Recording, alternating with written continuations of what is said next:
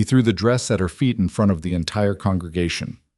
Reverend Hollis Crane, the man who had been Abigail Turner's legal guardian for 11 years, stood at the center of Millhaven's only church hall, with a gown draped over his fist, white cotton, hand-stitched, the only fine thing Abigail had ever made for herself, and he let it drop onto the dirt floor like it was a rag he'd found in the pig pen. "No man in this county will ever put a ring on you," he said, loud enough for the 37 people seated in that hall to hear every word.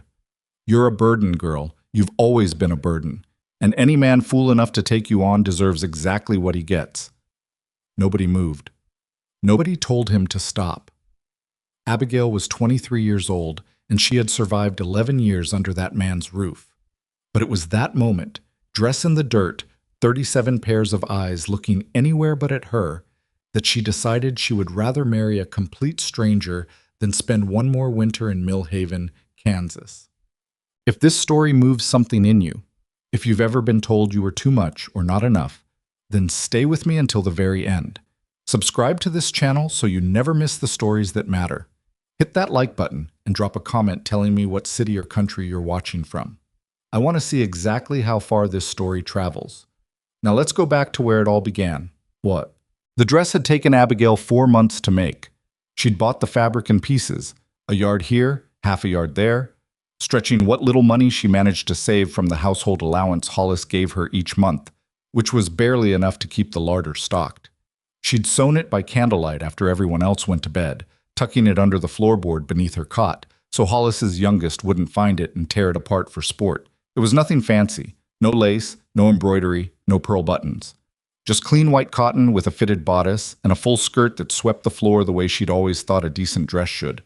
She'd had to let out the side seams twice and take in the shoulders once, because her body didn't cooperate with patterns designed for women half her size.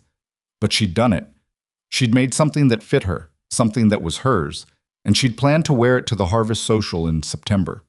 She never got to wear it, because Hollis had found it 3 days before the social, and he'd brought it to the church hall during the community potluck specifically to make his point. The point, as far as Abigail could tell, was this. She was 23, unmarried, and showed no signs of attracting a husband, which meant she was still under his roof consuming his resources and contributing nothing except the cooking, the cleaning, the washing, the mending, the gardening, the chicken coop maintenance, and whatever else he handed her before breakfast each morning. The point was that her continued existence in his house was an embarrassment to him, and he wanted the town to know that the failure belonged to her, not to him. Abigail picked the dress up off the floor. She didn't cry. She'd stopped crying in front of Hollis Crane somewhere around age 14, when she'd realized that her tears made him feel powerful in a way that seemed to energize him for the next round. So she folded the dress carefully, the same way she folded everything, corners matched, creases straight, and she tucked it under her arm and walked out of that church hall without looking at a single person seated in those pews. She heard the murmuring start before she reached the door. She didn't stop walking. The Millhaven post office smelled like sawdust and boot leather, and the postmaster, a wire-thin man named Gerald Potts, had a habit of reading correspondence that wasn't addressed to him. This was a widely known fact that nobody in Millhaven bothered to do anything about, because Gerald also knew everyone's business and would share it freely with anyone who asked, which made him both a nuisance and an asset depending on what you needed. Abigail had never had reason to spend much time at the post office before. She spent considerable time there in the 3 weeks following the church hall incident. It had started with a notice pinned to the outside of the general store, which she'd walked past every Thursday on her way to collect Hollis's dry goods order. The notice was from a land broker in Dodge City who facilitated what he called correspondence introductions between women in the Eastern Territories and ranchers and settlers in the Western frontier who required wives. The language was clinical and not particularly romantic, but it was honest, which was more than Abigail could say for most of the communication she received in her daily life. She'd copied down the address on the inside of her wrist with a pencil stub and washed it off before she got home.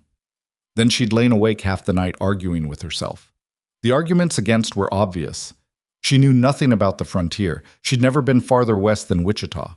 She had no skills that transferred neatly into wilderness survival, unless one counted an ability to make a meal out of whatever happened to be left in the kitchen, which she suspected was a more common skill than she gave herself credit for. She was also, as Hollis had made clear on multiple occasions, and as the men of Millhaven had confirmed through their consistent and total lack of interest, not what anyone would call a desirable prospect. She was large. She was plain. She had strong opinions she'd learned to keep mostly to herself, and she had a temper she'd learned to keep almost entirely to herself.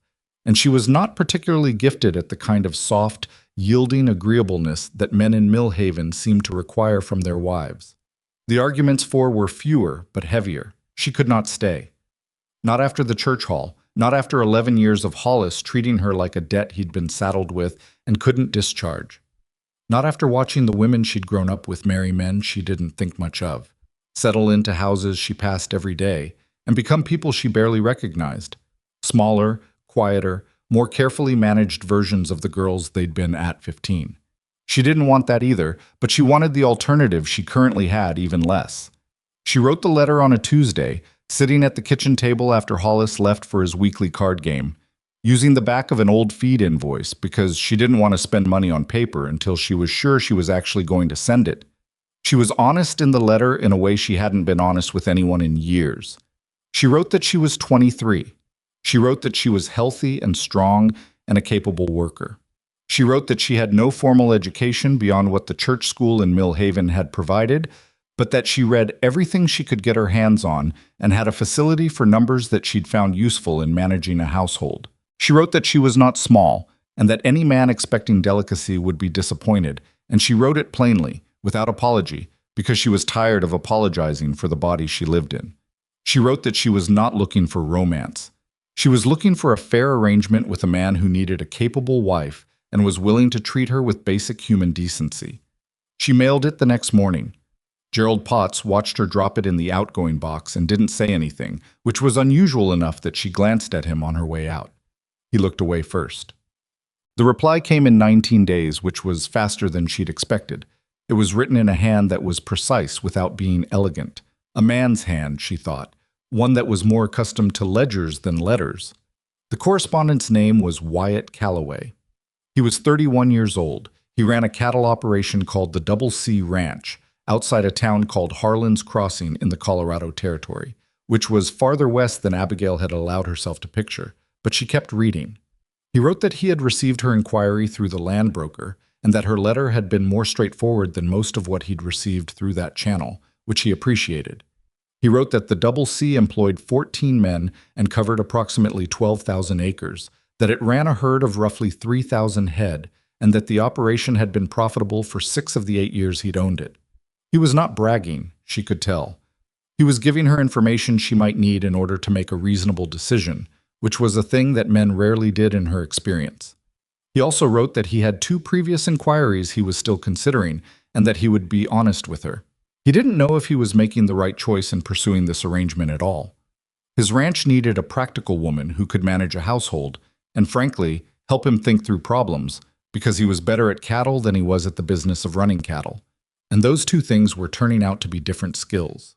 He was not looking for decoration. He was looking for a partner who could hold her own.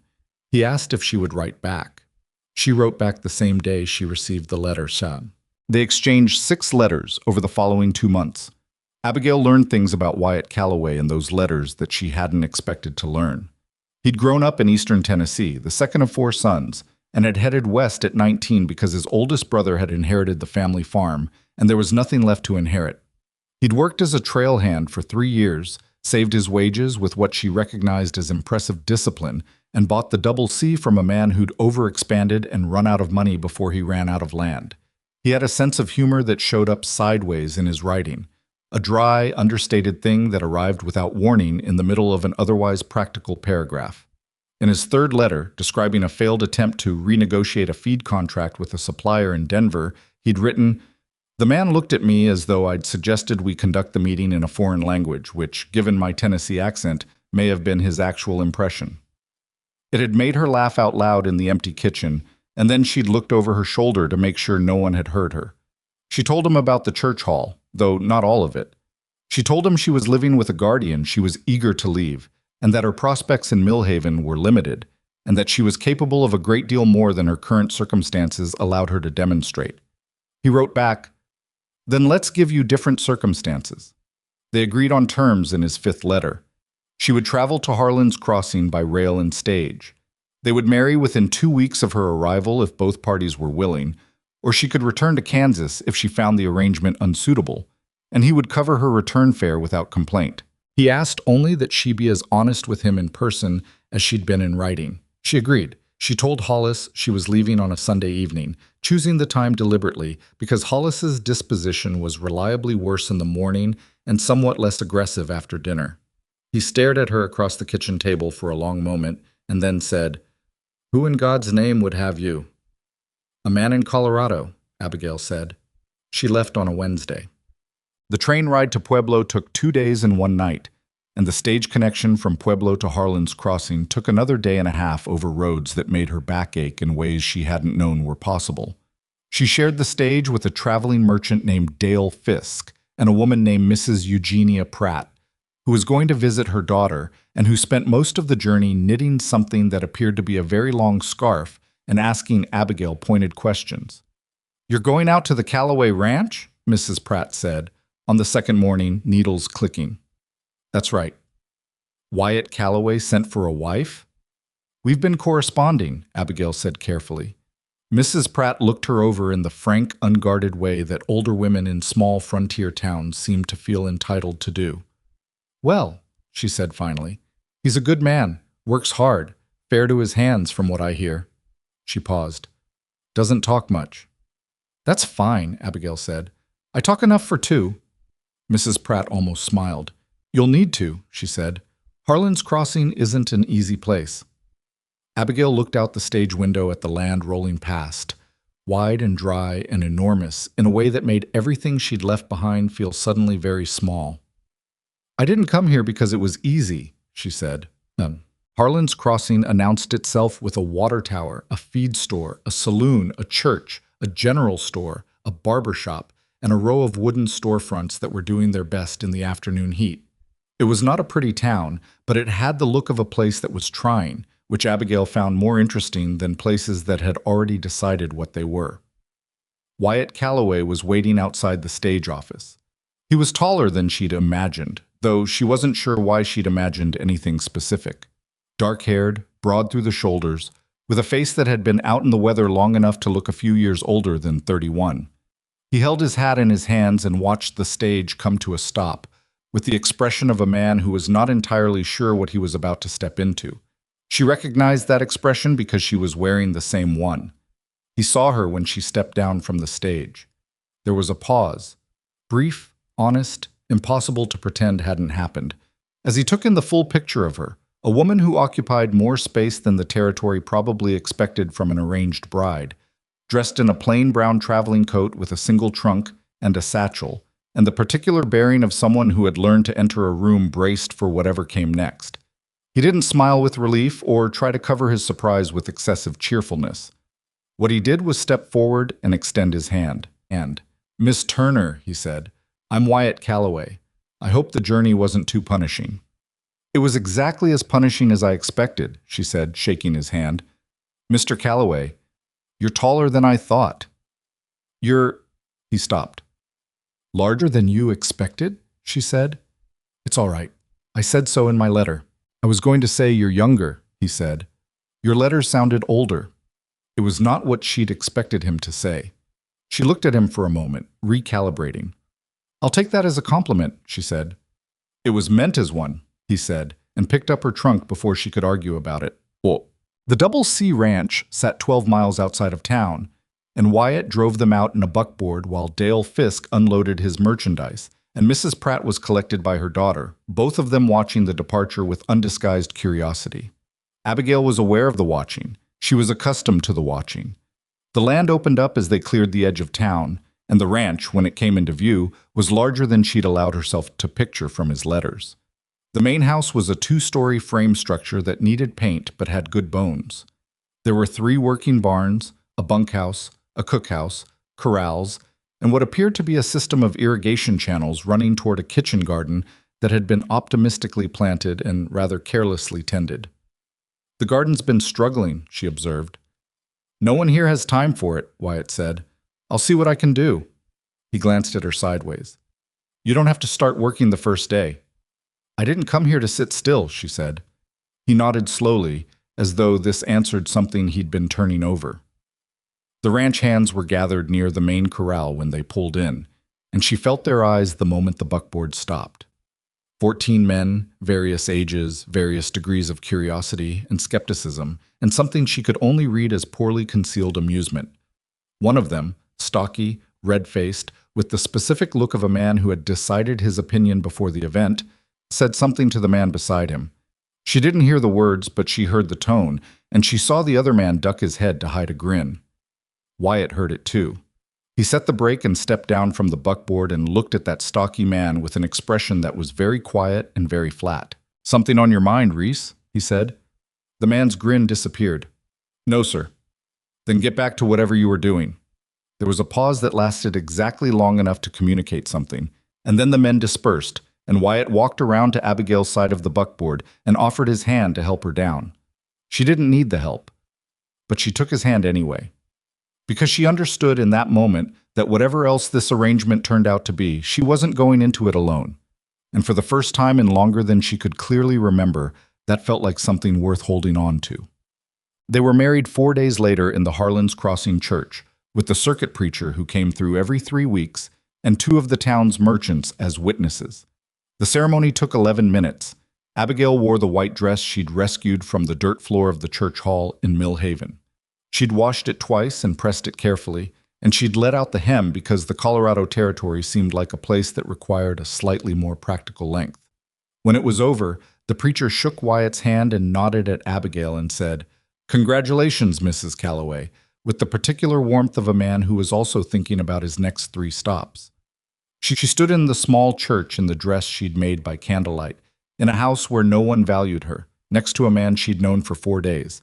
In a town where half the people who'd attended out of curiosity were still trying to figure out what Wyatt Calloway had been thinking. She heard one woman murmur it to another on their way out. "The fat girl," the woman said.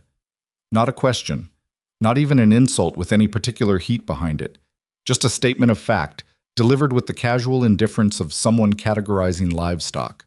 Abigail kept her eyes forward. She had not come here to be liked. She had come here to build something, and whatever it cost her, and whatever these people thought of her, that was exactly what she intended to do. The morning after the wedding, Abigail was up before dawn. Not because she was anxious, though she was. Not because she couldn't sleep, though she hadn't slept much. But because the kitchen garden she'd noticed on arrival had been nagging at the back of her mind like a loose thread, and there was no point lying in the dark staring at the ceiling of the small room Wyatt had given her, separate from his, which she'd been relieved about, because they were still strangers to each other in every way that mattered, when there was work that could be started. She found the garden on the east side of the house, bordered by a low fence that was missing 2 posts. Someone had planted tomatoes, beans, and what appeared to be squash in the spring, but whoever had done it hadn't understood drainage, and the irrigation channels Wyatt had mentioned were positioned in a way that watered the fence line more effectively than the actual plants. Half the tomato vines had yellowed from sitting in waterlogged soil. The beans had done better, being harder to kill, but they'd grown sideways for lack of support stakes. Abigail crouched down beside the nearest row and dug her fingers into the soil, turning it over in her palm, feeling its weight and texture. "You're out early." She didn't startle. She'd heard footsteps on the dry ground and had been waiting for them. Wyatt stood at the garden gate, the one that still had its posts, holding 2 tin cups. He'd been up too, apparently. He was already dressed, hat on, though his collar was open in a way that said he hadn't finished the process yet. "The drainage is wrong," she said, still looking at the soil in her hand. "Whoever set up these channels put them on a slope that runs away from the garden instead of toward it. Everything in the low corner is drowning, and everything on the high end is bone dry." A pause. "The hand who set it up seemed confident," Wyatt said. "I'm sure he was." He came through this gate and handed her one of the cups. Coffee, black, still hot enough to matter. She took it without comment, and they both stood there looking at the struggling garden in the early gray light. And it was the most comfortable silence she'd experienced in recent memory, which was either a good sign or a sign that she had very low standards for comfort. "I can fix it," she said. "The channels. It'll take a day, maybe 2. I can have one of the men help you. I'd rather do it myself first and understand what I'm working with. He looked at her then, in that direct, assessing way he had, that she was starting to recognize as simply how he looked at things he was trying to understand. All right, he said.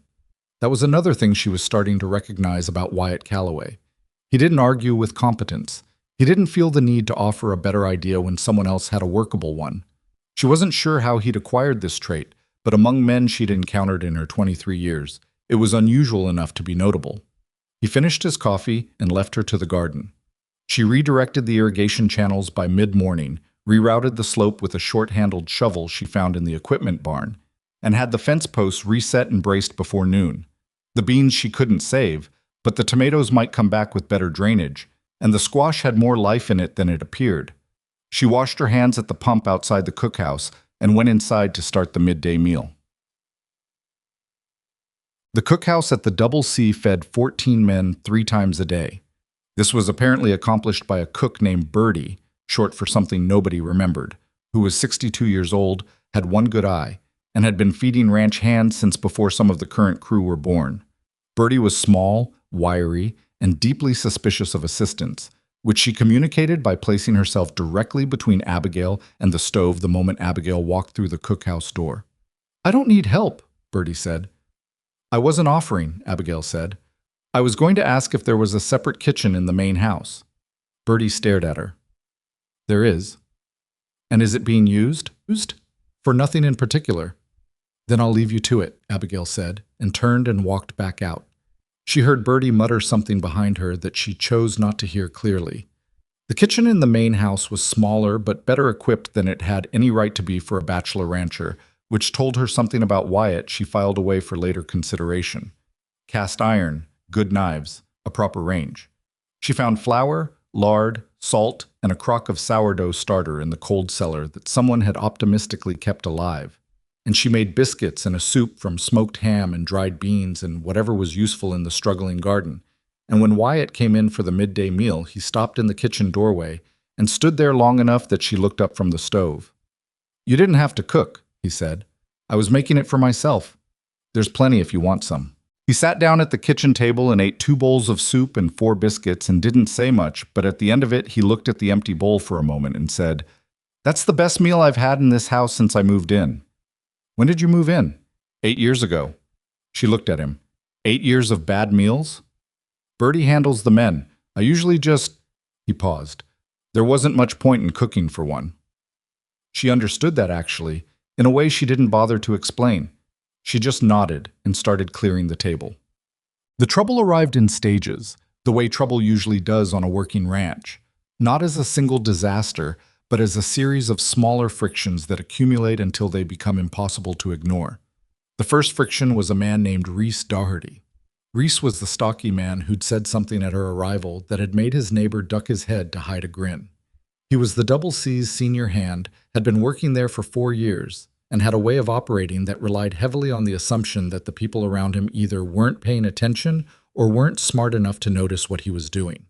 He was not a bad worker in the visible sense. He showed up, he did the job that was in front of him, but he had a relationship with the truth that was loose enough to be dangerous. And in the first 2 weeks on the ranch, Abigail noticed it in 3 separate instances before she said anything to anyone. The first was the feed order. She'd been going through the ranch's household accounts. Wyatt had handed her a box of receipts and ledgers with the particular relief of a man who hated paperwork and had been hoping someone would take it away from him. And she found a recurring discrepancy in the grain purchases. For 6 consecutive months, the receipts from the feed merchant in Harlan's Crossing showed quantities that didn't match the amounts listed in the ranch ledger. The ledger showed more than what was purchased. The difference wasn't enormous, $5, $8, $10 a month, but it was consistent, and consistency and discrepancy was the thing she'd learned to watch for from years of managing Hollis Crane's household on a deliberately insufficient budget. She went through the receipts twice to make sure she hadn't miscounted. She hadn't. She thought about it for 2 days before she mentioned it to Wyatt. Not because she was uncertain about the numbers, but because she wanted to be sure she was presenting him with a problem, not an accusation, and those were different things. "Someone's skimming the feed order," she said one evening after supper, spreading the receipts on the kitchen table in chronological order. 6 months, Consistent gap between what was bought and what was recorded. Small enough not to stand out month to month, but it adds up to about $50. Wyatt looked at the receipts. He didn't move for a long moment. "Who does the ledger?" she asked. "Reese keeps the supply accounts." She didn't say anything. She let him get there himself. He got there. His jaw tightened in a way she was learning meant he was angry, but controlling it. "I need to look at this more carefully," he said. "Take your time," she said, and left him to it. She didn't ask what he'd decided to do about Reese. She assumed he'd handle it the way he handled things, quietly, directly, and without drama. 2 days later, Reese was still on the crew but no longer in charge of the supply accounts. He knew she was responsible for the change. She could tell by the way he looked at her when their paths crossed. Not openly, but from a particular angle, with the specific expression of a man calculating his next move. She didn't avoid him. She didn't confront him either. She just went about her business and made sure he knew she was paying attention. The second friction was the town itself. She went into Harlan's Crossing for the first time without Wyatt on a Thursday, driving the buckboard herself because Wyatt was occupied with a fence line inspection on the north pasture, and she needed supplies that couldn't wait. She tied the horse outside the general store, went in with her list, and was greeted by the proprietor, a wide man named Fletcher with a salt and pepper mustache, with a smile that was professionally warm and personally measuring. "Mrs. Calloway," he said, "heard you'd settled in." "I have," she said, and handed him the list. He read through it. "Quite an order. We're restocking the household stores.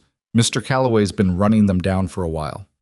Fletcher nodded, making notes, and then said very casually, "Folks were surprised when Wyatt took up with, well, the arrangement." She waited. "A man like that," Fletcher said, "rancher of his standing. People expected—" He trailed off in a way that wasn't actually trailing off, because he knew exactly where the sentence was going. "Someone smaller?" she said pleasantly. Fletcher looked up from his notes. "I appreciate your candor, Mr. Fletcher," she said. "Is there anything on that list you can't fill?" A pause. He cleared his throat. "No, I believe I can fill all of it." "Then I'll wait." She was aware of the two women near the fabric bolts who had stopped pretending to look at fabric. She was aware of the man in the corner who was watching over his newspaper. She'd been aware of these things the moment she walked in, because this was what she'd walked into her whole life, and she was very tired of pretending it wasn't happening while also being very clear-eyed about the fact that it was always going to happen, and the only question was how she chose to carry herself through it. She carried herself the same way she always had. Spine straight, chin level, voice even. On her way out, she passed the two women near the fabric bolts. One of them, younger, with a pinched expression, said something to the other just quietly enough to require plausible deniability. Abigail stopped. She turned and looked at the younger woman directly, and the younger woman's expression shifted through several things in rapid succession before landing on flustered. "Did you need something?" the woman said. "No," Abigail said. "I just wanted to make sure I knew your face." She went out and loaded her supplies into the buckboard and drove back to the Double C with her hands steady on the reins and something burning in the back of her throat that she refused to let get any further than that. The third friction was the one that mattered most, because it came from inside the house. 3 weeks after the wedding, Wyatt's younger brother arrived unannounced. Cole Calloway was 26, lighter built than Wyatt, and had the kind of easy handsomeness that seemed to get men through situations that ought to require more effort. He rode in on a Tuesday afternoon, unsaddled his own horse, walked into the main house without knocking, and stopped in the kitchen doorway in almost exactly the same spot his brother had stood the first morning, except Cole's expression was not assessing. It was amused. "So you're the wife," he said. "And you're the brother," Abigail said without turning from the stove.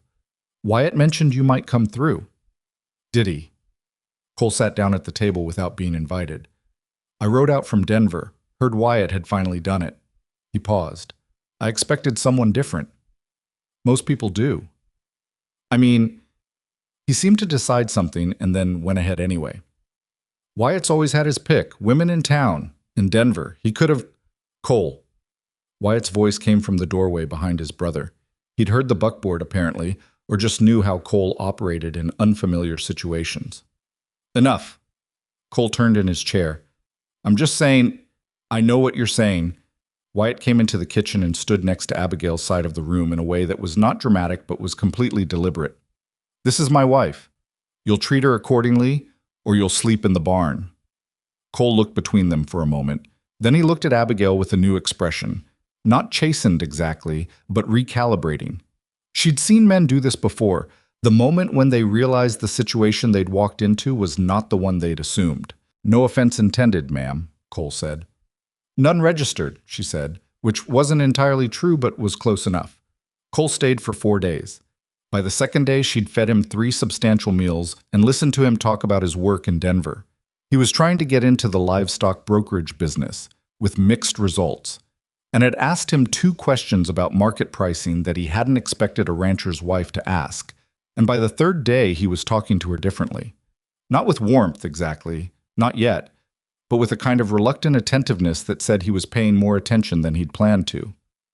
On his last evening, sitting on the porch after supper, he said, "You know, Wyatt can't tell a cattle price trend from a weather pattern." "I know," she said. "I'm working on that." Cole glanced at her sideways. "He told me about the feed accounts." She waited. "Reese Doherty's been working angles since I knew him," Cole said.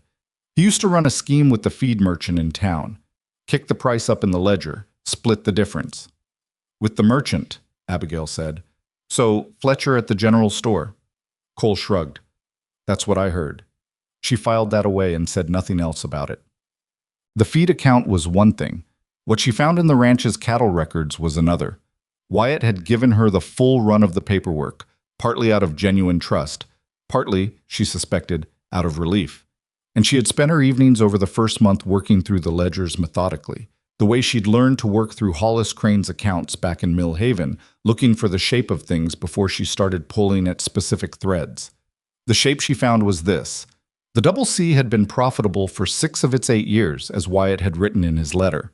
But the 2 unprofitable years had a pattern to them that wasn't drought, wasn't disease, wasn't bad luck. It was market timing. Wyatt had been selling his cattle at the wrong time 2 years running, consistently hitting the market when prices were at their seasonal low, and buying replacement stock when prices were high. The gap between what he was getting and what he could have gotten, if the timing had been different, was several $100s each cycle. The question was whether Wyatt was making this mistake on his own, or whether someone was guiding him into it. She didn't have an answer yet, but she had a direction. She started asking Wyatt questions over supper that she framed as curiosity. How did he decide when to drive the cattle to the rail yard? Who did he talk to about market prices? Was there a particular buyer he worked with consistently? His answers were honest and careful, and they pointed gradually toward a man named Harlan Voss. Voss was not from Harlan's Crossing. The town had been named for a different Harlan, a now dead one. But he was the largest cattle operation in the territory, running close to 20,000 head from a ranch 60 miles south. And he had the kind of influence in the region that came from being the biggest thing around for long enough that people stopped questioning whether you were supposed to be that big. He had a representative in town named Gideon Purdy, who kept a small office on the main street and who, according to Wyatt, had been a useful source of market information for the past 3 years. "How does Purdy get his information?" Abigail asked. Wyatt thought about it. "Telegraph, mostly. He says he has contacts in Kansas City and Denver." "Does he share his information with anyone else?" Wyatt looked at her. "Or just with you?" she said. She could see him working through it. He was not a slow man. She'd figured that out early, despite what his financial results suggested. He was a man who trusted the wrong people and didn't know it, which was a different and more correctable problem. "I don't know," he said finally. "That might be worth finding out," she said. She didn't tell him what she suspected yet, because she only suspected it, and she would not accuse a man of something she couldn't demonstrate. But she started making her own inquiries, through Cole's parting information about the Denver livestock market, through the week-old newspapers that came in on the stage, through careful conversations with the feed merchant's wife, who turned out to be a far more reliable source of information than her husband and considerably more willing to talk once she understood that Abigail had no interest in getting anyone in trouble, only in understanding how things worked. What she was building was a picture. It wasn't complete yet, but the outline was becoming clear. The clearest day of her first 2 months at the Double C came in early October, when Wyatt came in from the south pasture with a cut on his forearm from a wire fence he'd been repairing and she cleaned and wrapped it at the kitchen table while he sat very still and said nothing about the fact that it had clearly been hurting him for several hours before he came inside. "You should have come in earlier," she said. "Was in the middle of something. The wire will still be there tomorrow. So will the fence post it was attached to. The whole section needs replacing." She tied off the bandage and sat back. "How many men do you need for that?" 2, 3 days with 3 men. But I'm pulling the crew for the fall drive next week. And after that, he made a small, tired gesture that encompassed several things at once. She looked at him across the kitchen table. He looked, in that moment, like a man who had been managing too many things for too long and had gotten too used to doing it without adequate help to clearly see how much it was costing him. "Tell me about the fall drive," she said. "All of it. The route, the timing, the buyer, who you've talked to." He looked at her with an expression she'd learned by now. He was checking something, some internal question about how far he trusted her. Whatever he found when he checked, it was apparently sufficient. He started talking. She listened without interrupting for 20 minutes, and by the end of it she had 3 more pieces of the picture she was building, and 2 of those pieces were about Gideon Purdy, and 1 of them was about Harlan Voss, and none of it was good. "Don't confirm the drive date with Purdy yet," she said when he finished. Wyatt went very still. "I need another week," she said. "Maybe 2.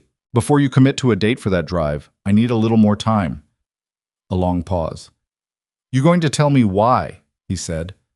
"When I'm sure," she said. "I don't want to tell you something I'm not sure about." He looked at her for a long moment, and she could see him weighing things. How well he knew her, which was not yet very well. How well she'd done so far, which was better than anything he'd had before. How much it would cost him to wait 2 weeks versus how much it might cost him not to. 2 weeks, he said. "Thank you," she said. He pushed back from the table and picked up his hat from where he'd set it, and then paused at the kitchen door. "Abigail," he said. It was the first time he'd used her given name without it being in the context of introducing her to someone. She looked up. "I don't know what you're seeing in those ledgers," he said, "but I know you see something, and I know you wouldn't ask me to wait unless it mattered." She held his gaze. "It matters," she said. He nodded once and went back out. She sat at the kitchen table in the afternoon quiet with the papers spread in front of her, and she thought about Hollis Crane telling her she was a burden, and she thought about the church hall and the dress in the dirt, and she thought about every person in Millhaven who had looked at her and seen the sum total of what she weighed rather than anything she was capable of. And then she picked up her pencil and went back to work. The thing that no one in Harlan's Crossing understood about Abigail Calloway, not yet, was that she had spent 11 years in a household that was designed to diminish her, and instead of being diminished, she had learned. She had learned how to manage money that wasn't enough. She had learned how to find the truth inside a lie without confronting the liar directly, because Hollis had been dangerous when cornered, and she had learned early that the safer move was to root around him. She had learned how to read a room, read an account book, read a person, and know which of those 3 was telling her the truth when they contradicted each other. She had also learned, more quietly, that the people who underestimated her consistently did her the enormous favor of not watching what she was doing. Rhys Doherty didn't watch her. He was too busy being certain she was irrelevant. Gideon Purdy didn't watch her. She was a rancher's wife, and Purdy's world was made up of ranchers and the men who bought from them, and a rancher's wife was furniture in that world, useful and unremarkable. Fletcher at the general store didn't watch her because he'd already categorized her as an anomaly. The woman Wyatt Calloway had inexplicably married. And anomalies were interesting for 2 weeks and invisible after that. Nobody watched her, so she watched everything. She tracked the cattle market through the newspapers and through the telegrams Wyatt received from the rail agent in Pueblo, building her own price timeline on the back pages of a blank ledger she'd found in the cold cellar. She noted the dates when Purdy came to the ranch with his information, and the dates when Wyatt had historically made his decisions, and the dates when cattle prices in Kansas City and Denver had been at their seasonal lows. The correlation was not perfect, but it was consistent enough to mean something. What it meant, specifically, was this. Every time Wyatt had made a market decision based on Purdy's advice, he had sold low and bought high. Every time. Over 3 years. And Harlan Voss's operation, whose market timing she found in the public cattle registry records that the rail agent kept and that anyone could read if they walked in and asked, had consistently done the opposite, sold high, bought low, for the same 3 years. She could not yet prove that Purdy was feeding Wyatt false information at Voss's direction. What she could prove was that Wyatt's market timing was perfectly calibrated to serve Voss's interests. That was enough to work with. It was not enough to bring to Wyatt yet. So she kept working. She also kept cooking, kept fixing the garden, kept managing the household accounts, kept the cold cellar inventoried and organized, and kept noticing the small daily details of the ranch that had been handled carelessly for years. Not because Wyatt was careless, but because he'd been one man trying to manage too many things and had run out of hours. A gap in the barn roof that was letting weather into the hayloft. A water pump near the south corral with a gasket that was failing and would give out by February. Rotten boards in the footbridge over the irrigation channel that someone would eventually put a foot through. She wrote these things down in the household ledger with estimated costs and noted which ones were urgent and which could wait. She handed the list to Wyatt on a Sunday morning. He read through it without speaking for a long time. "You've been busy," he said finally. "Things don't fix themselves," she said. "How did you know about the pump gasket?" "The sound it makes on the second stroke. It's almost gone." He looked at the list again. "The barn roof. That's been leaking since spring. I had Reese look at it, and he said it was fine." She didn't respond to that directly. "I can get to most of these before winter," Wyatt said. "The pump especially." He set the list down. "This is—" He stopped. "I've been putting some of these off because I couldn't remember they existed long enough to deal with them." "You have a lot to manage," she said. "Yeah." He rubbed the back of his neck, a gesture she'd come to recognize as his version of admission. "I do." She poured him more coffee and didn't belabor it, because he was not a man who needed things belabored. He needed things handled, and she was handling them, and they were both beginning to understand, without having said so directly, that they were building something together that neither of them had built before. It was not romance. Not yet, and maybe not ever. She was not going to assume things that hadn't been offered. But it was something. A working trust. A shared attention to the same problems. The beginning of a language they were developing between them, specific to this place and this arrangement, and the particular ways their different capacities fit together.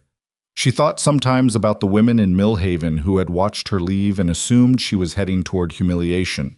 The fat girl, sent west because no local man would have her, to marry some poor fool who didn't know what he was getting. She thought about what they would see if they could watch her now.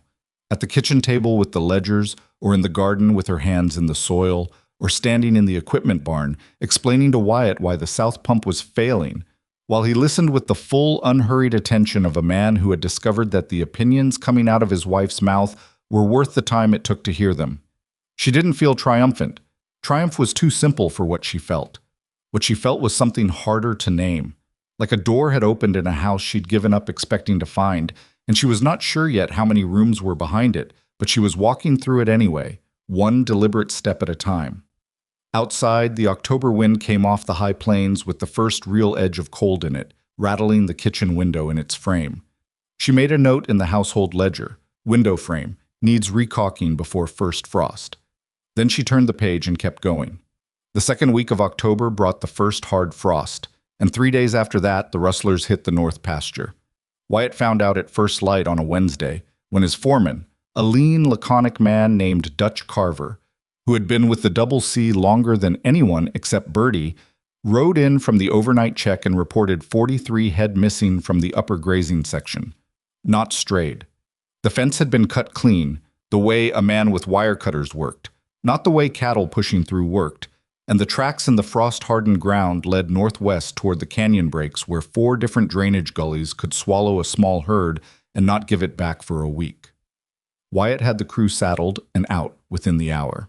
Abigail watched them ride from the kitchen window, Dutch at the front and Wyatt just behind him, and she stood there with her coffee going cold in her hand and thought about the price timeline she'd been building in the back of the blank ledger. 43 head at current market value was roughly $500. Not crippling. But the timing, 2 weeks before the fall drive, with a crew that was about to be stretched thin, was the kind of timing that didn't feel accidental. She set down the coffee and went back to the ledger.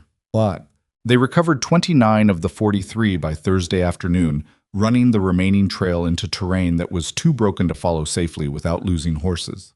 The other 14 were gone, and Wyatt came home that evening with mud on his coat and a quietness about him that was different from his usual quietness. Tighter, more compressed, like something being held under pressure.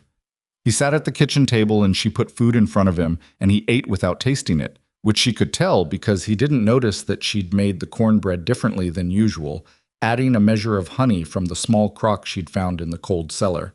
And cornbread with honey was the kind of thing Wyatt noticed. "Tell me about the canyon breaks," she said. He looked up. "Who knows that land well enough to move cattle through it at night without losing them in the gullies?" He was quiet for a moment. "Locals. People who've worked this territory a while. Or people who scouted it beforehand." Another silence. "You're thinking this wasn't random. 43 head, wire cut clean, 2 weeks before your drive. What do you think?" He pushed his plate to the side and put his elbows on the table. "Voss?" "I don't know that," she said.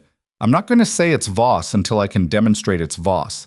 But I want you to think about who benefits from you going into the fall drive short on numbers and rattled." Wyatt rubbed his face with both hands, the gesture of a man who was tired down to the bone and still had too much to do. "I need to report it to the county sheriff," he said. "Yes," she said. "And when you do, I need you to be very careful what you say about your drive plans. Don't give a date. Don't give a route." He looked at her. "Just not yet," she said. "Please." The word came out with more weight than she'd intended, and she could see him register it, the fact that she was asking, not advising. "All right," he said. "In sec." She had her proof 14 days later, and it came from a source she hadn't expected. Fletcher's wife, whose name was Dorothea, and who had turned out to be the most useful person in Harlan's Crossing. Once she understood that Abigail's interest in town affairs was analytical rather than social, came to the ranch on a Tuesday morning under the pretext of returning a pie dish that Abigail had sent a cobbler in the previous week. She came in through the kitchen door the way women in frontier towns came to call, without ceremony, and set the dish on the table and then sat down without being asked, which told Abigail something was on her mind. "My husband had a conversation," Dorothea said. Abigail poured her coffee. "What kind of conversation?" "With Gideon Purdy. 3 nights ago, at the saloon." Dorothea wrapped both hands around her cup. She was a careful woman, not given to drama, which was why her next words landed the way they did. "Purdy told Fletcher that the Double C was going to the wall before spring. Said Wyatt's fall drive was going to miss the market by 3 weeks, and he'd come out of it 30% below operating cost." Abigail was very still. "Purdy knows when Wyatt's driving the cattle," she said. "That's what Fletcher understood." "Wyatt hasn't told anyone the date." Dorothea looked at her. "I know." They sat with that for a moment. "Dorothea," Abigail said carefully, "why are you telling me this?"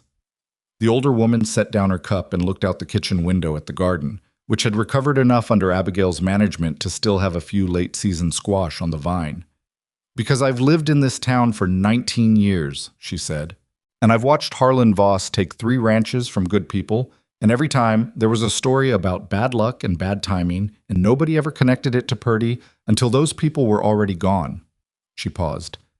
"And because I've been watching you, the way you work, the way you think." Another pause, shorter.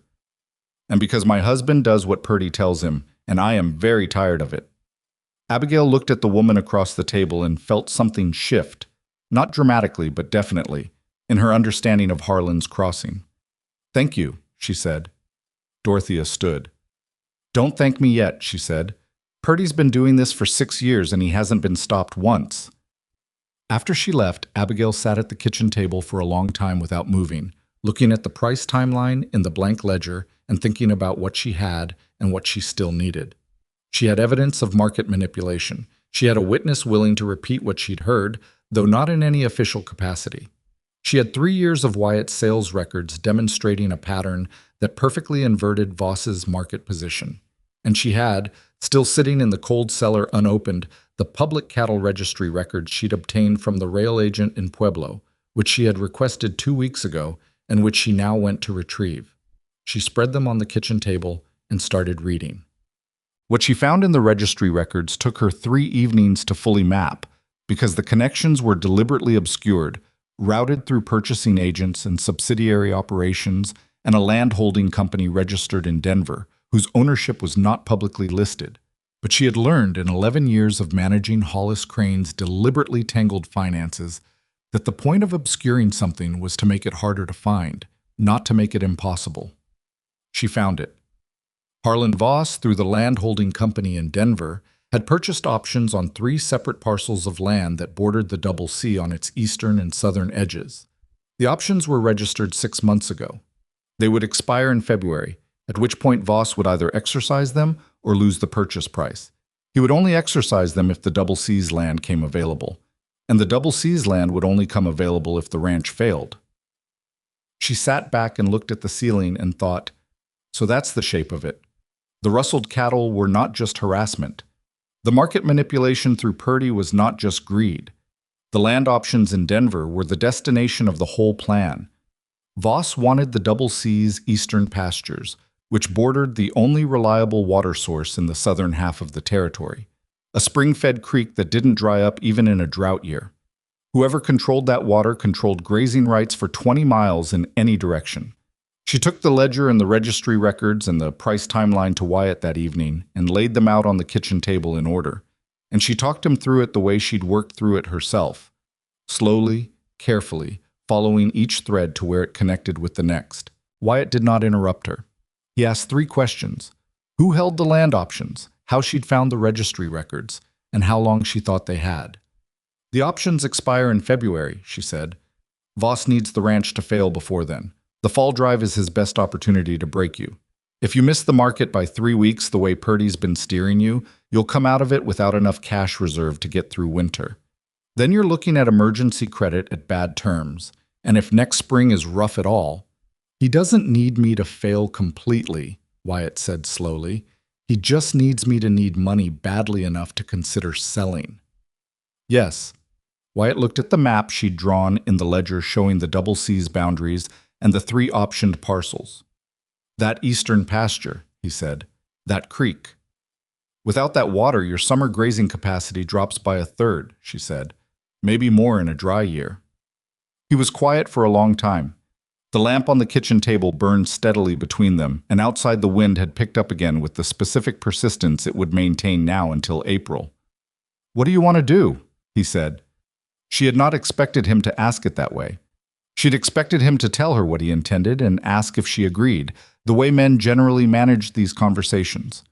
The directness of his question, not what do you think we should do, but what do you want to do, landed differently than she was prepared for. She took a breath. I want to run the drive 3 weeks early, she said, before Purdy expects it. I want to take a different route than you've used before.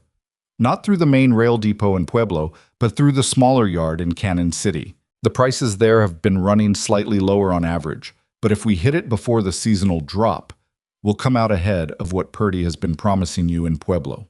Wyatt frowned. Cannon City is 40 miles further. I know. No. Longer drive, harder on the cattle, higher trail costs. I know all of that, she said, and I think we still come out better than what Voss is planning for you in Pueblo. He looked at her for a long moment. You've got the numbers on this? She turned the ledger to the page where she'd run the comparison. He studied it with the focus of a man who was, she'd learned, considerably better at reading numbers than he let on. He just hated paperwork enough that he'd stopped doing it regularly, which was a different problem. The early departure worries me, he said. The North crew just recovered from the Rustler sweep. They're short 2 men who were hurt in the canyon breaks. I know. We'll need every available hand, and we'll need to push harder than you usually do on the first 2 days to get past the canyon breaks territory before Voss's people realize what's happening. And if Voss finds out anyway? If he sends men after the herd on the trail? She met his eyes. That's the risk. He didn't look away. You're asking me to bet the ranch on this. I'm asking you to bet the ranch on a plan instead of letting Voss bet the ranch against you while you're standing still. Silence. The wind rattled the kitchen window in its frame. She'd recocked it 2 weeks ago, and it held, but the glass was thin. Who else knows about this? Wyatt said. No one. Dutch? Not yet.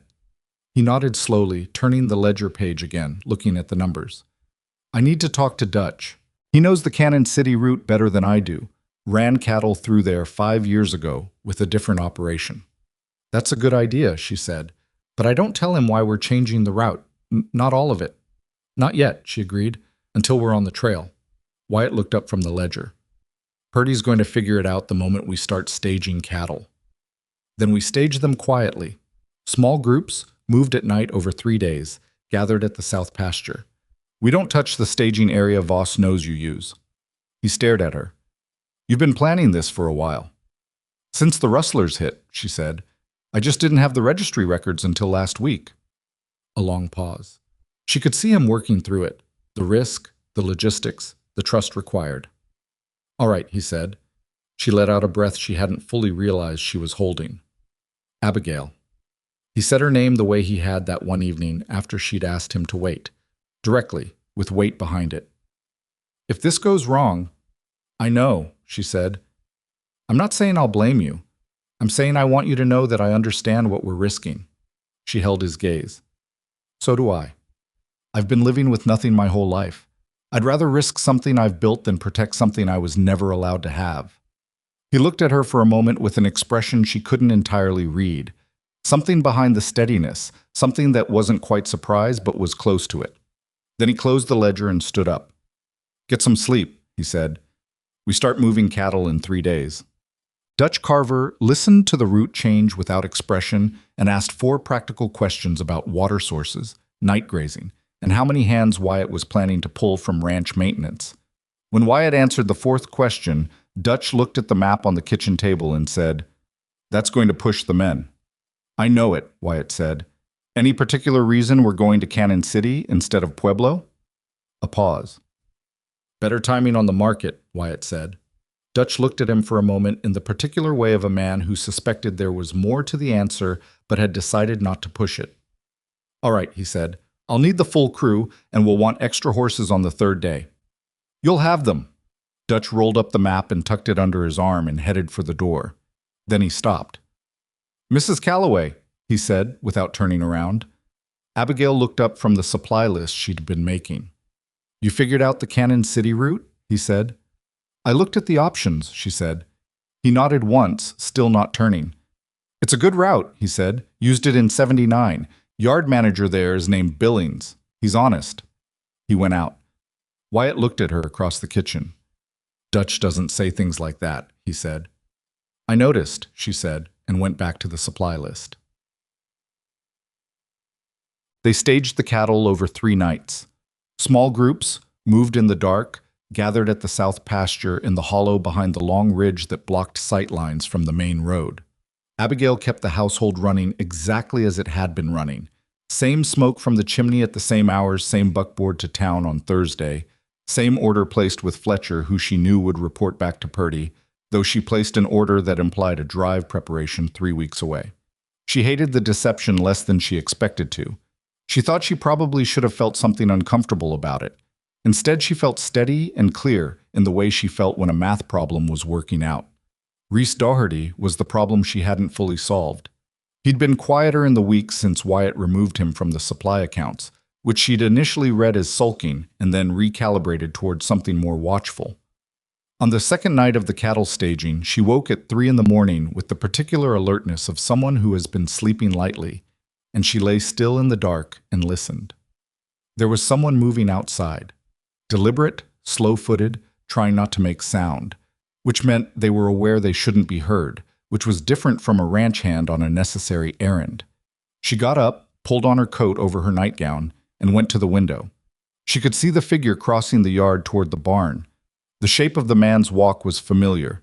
She went to Wyatt's door and knocked twice. He answered in seconds. He hadn't been deeply asleep either. Reese, she said quietly, heading for the barn, saddling up. Wyatt was dressed and out the door in less time than she would have thought possible. She waited. Wyatt came back 15 minutes later with Reese in front of him. Reese's expression was a complicated combination of defiance and calculation that she recognized as a man deciding which story to tell. Where were you going? Wyatt said. Couldn't sleep. Thought I'd check the horses. At 3 in the morning, fully dressed with your bedroll. Reese said nothing. You've been reporting to Purdy, Wyatt said. It wasn't a question. The defiance shifted slightly. I don't know what you're talking about. You set up the feed account scheme with Fletcher. You've been Purdy's man on this ranch for how long? That's... You can't... How long, Reese? Silence. 2 years, Abigail said quietly, from where she was standing at the edge of the lamplight. Both men looked at her. The feed discrepancies go back 2 years. That's when Purdy started feeding you specific market information, isn't it?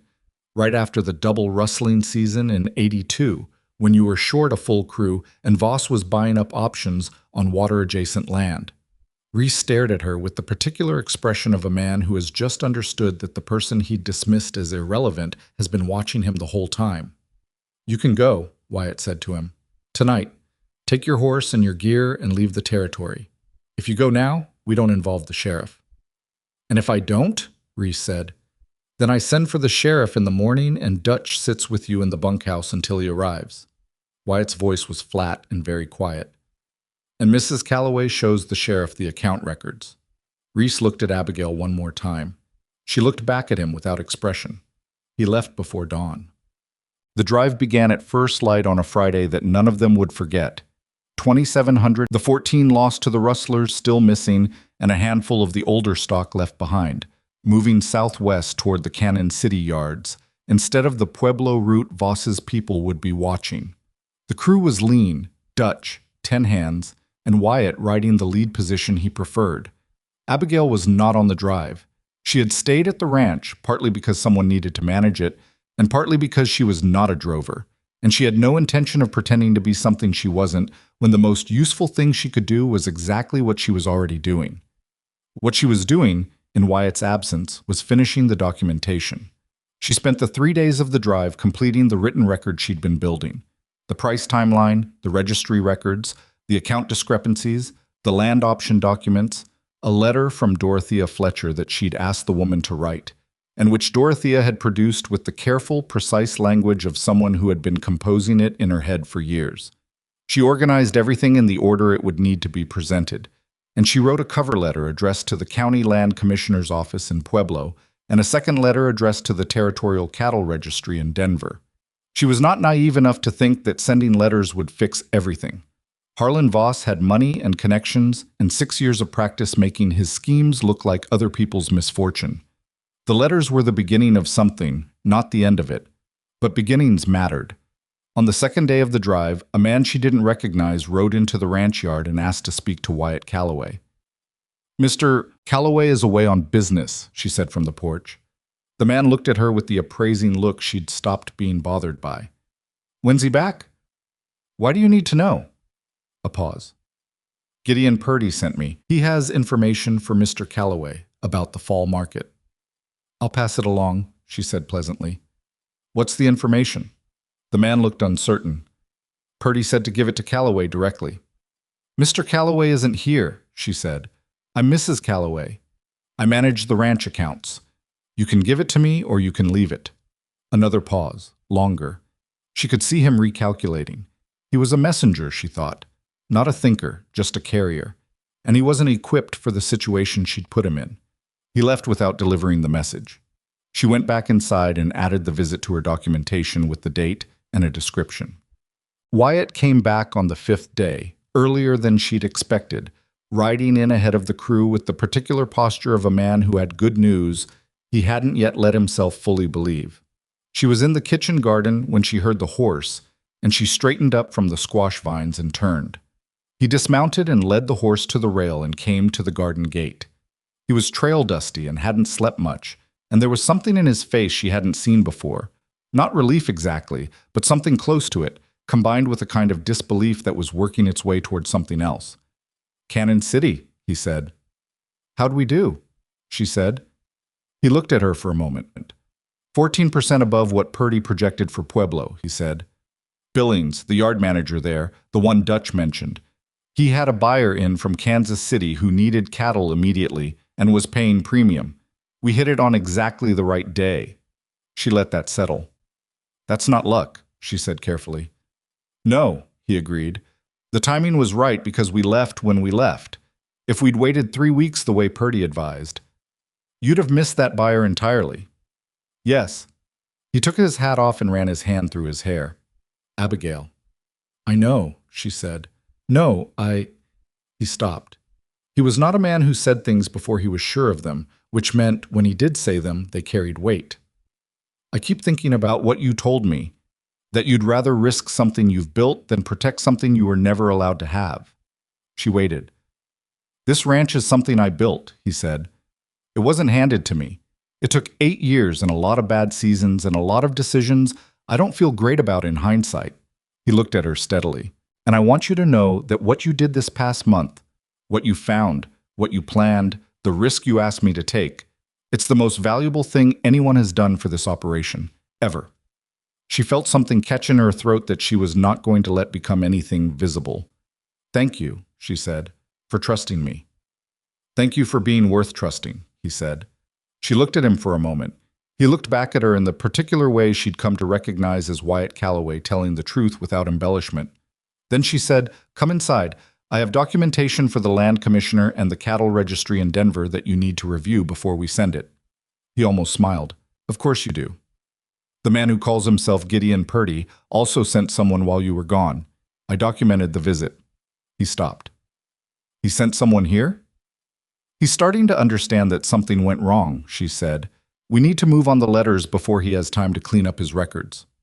Wyatt looked at her for a long moment. Trail dust, hat in hand, the specific expression of a man who was still adjusting to the fact that the arrangement he'd entered into with a plain woman from Kansas was turning out to be the most consequential decision he'd ever made.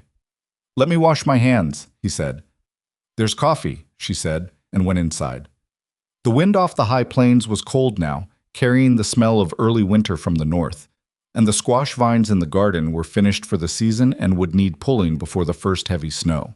There was the pump gasket in the south corral to check, and 3 fence sections that Dutch had flagged on the way out, and the documentation to finalize, and the letters to send, and whatever came next after the letters. There was always something next. She'd stopped being afraid of that.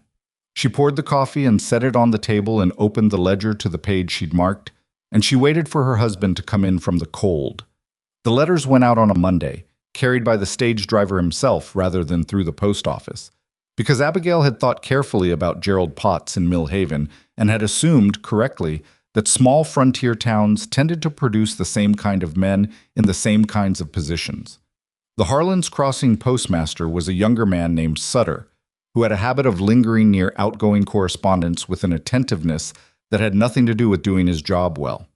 She gave the letters to the stage driver directly, with exact payment and a specific request that he hand them personally to the receiving offices in Pueblo and Denver rather than dropping them in whatever local post system the stops along the route used.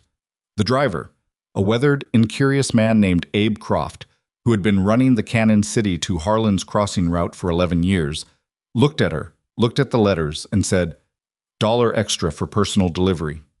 "That's fine," she said. He took the letters and the money and didn't ask any questions, which was exactly what she needed from him. Wyatt had reviewed the documentation the night before, sitting at the kitchen table until well past midnight, going through every page with the careful attention of a man who was reading something for the first time and also confirming everything he'd suspected for years but hadn't been able to see clearly. He'd made 2 corrections to her cover letter, small ones, adjusting her description of the land option registration dates to match the exact language used in the registry documents, and had signed both letters without being asked, which she hadn't been entirely sure he would do. "Voss has lawyers in Denver," he'd said, signing the second letter. "I know," she said. "Good lawyers." "The documentation is clean," she said. "Every number is verifiable from public records. We're not accusing him of anything we can't demonstrate." He'd looked at the stack of papers. "He's going to come after us." "He's already coming after us," she said. "The difference is that now we're moving instead of standing still." He'd looked at her then with an expression she'd seen a few times now, something that was still finding its shape, something that lived in the space between what he'd expected from this arrangement and what it had turned out to be. He didn't say anything else. He folded the letters into their envelopes and handed them to her, and she sealed them, and the next morning she gave them to Abe Croft. The first consequence arrived not from Denver or Pueblo, but from inside Harlan's Crossing itself, and it arrived faster than she'd expected. By Wednesday, 4 days after the drive returned and 2 days after the letters went out, The story of the Double C's Cannon City sale had spread through town with the particular velocity of information that surprises people who thought they already knew how things were going to go. The numbers were not secret. The rail yard sale was a public transaction, registered at the Cannon City office, and eventually recorded in the Territorial Cattle Registry.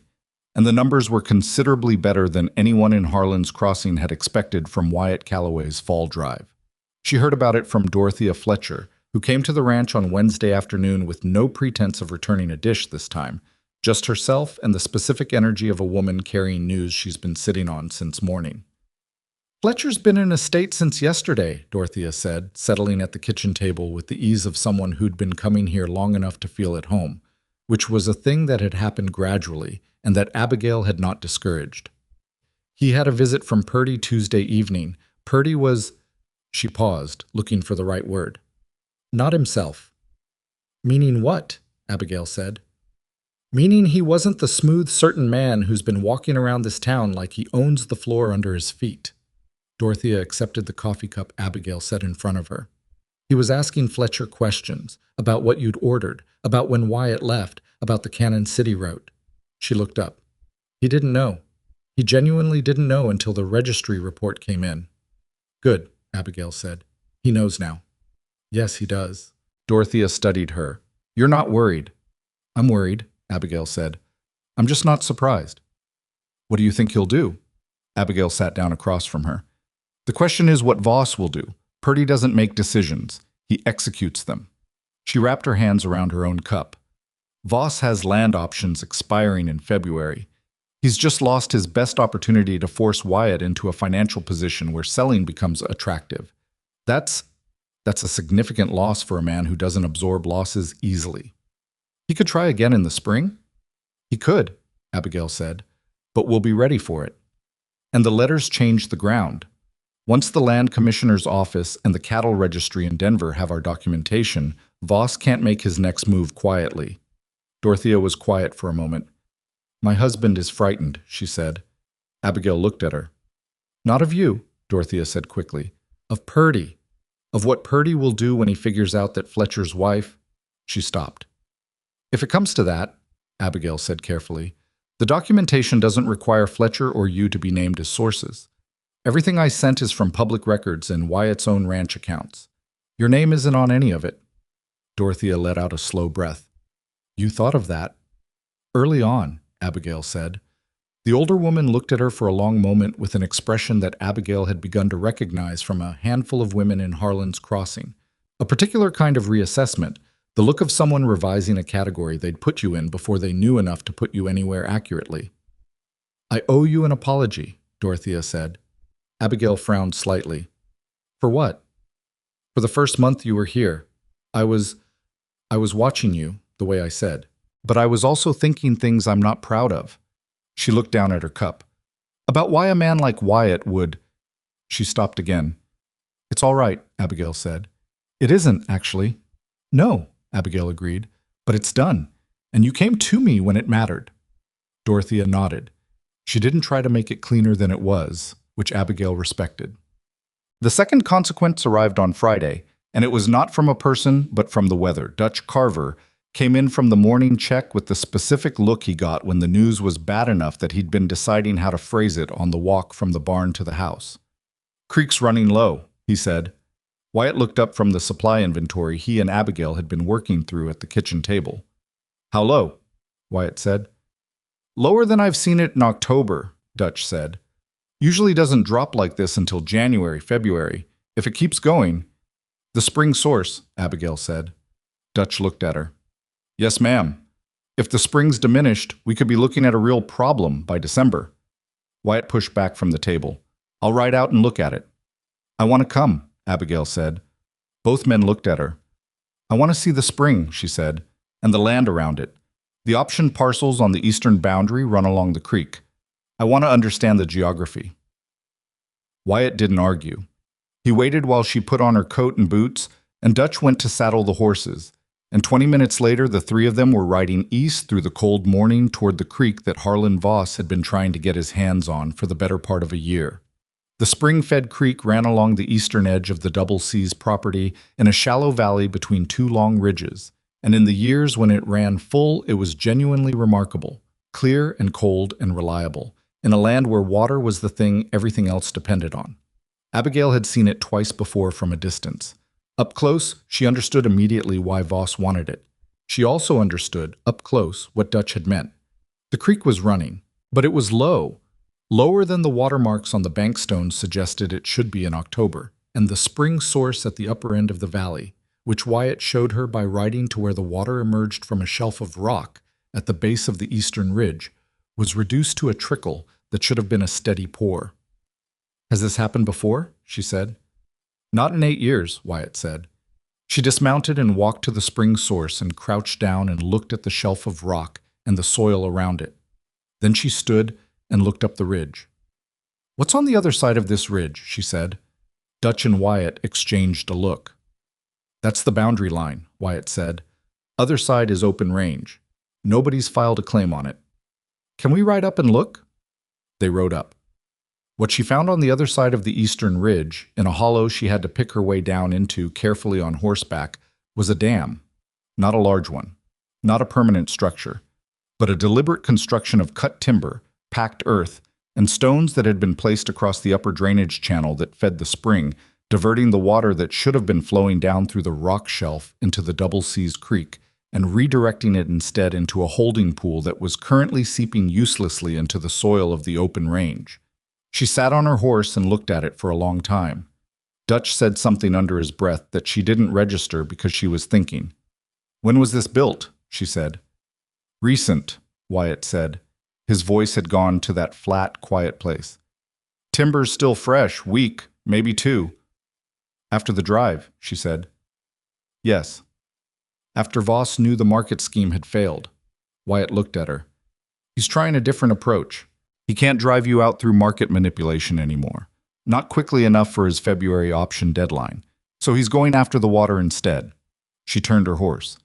"If the creek drops low enough before winter, you lose grazing capacity on the eastern pasture. The cattle crowd into the western sections and degrade those pastures. By spring, you're looking at land that's been overgrazed and a creek that may or may not recover depending on what else he does upstream." "He could keep adding to that dam," Dutch said. "Or he could simply leave it there and let the drought season do the rest," Abigail said. "Either way, by February his options look a lot more attractive because your land looks a lot less viable." They were all quiet for a moment in the cold hollow. "I want to tear it down," Wyatt said. "So do I," Abigail said. "But we need to document it first." He looked at her. "We need the county surveyor out here to establish that this structure is on open range, not on land Voss controls, and that it's diverting water from a creek that runs through deeded property. We document it before we touch it. Then we tear it down and send a copy of the surveyor's report to the same offices we sent the letters." She paused. "And then we send a separate letter to the Territorial Water Rights Office in Denver, because water diversion on open range has its own legal framework, and I want that covered." Dutch was looking at her with the same expression he'd had when he told her the Cannon City route was a good one. Not quite admiration, but something that had gotten close enough to admiration to be uncomfortable with itself. Wyatt was not looking at her at all. He was looking at the dam. "How long to get the surveyor out here?" he said. 3 days if I send a rider today," she said. "Maybe 4. He nodded. "Send a rider today."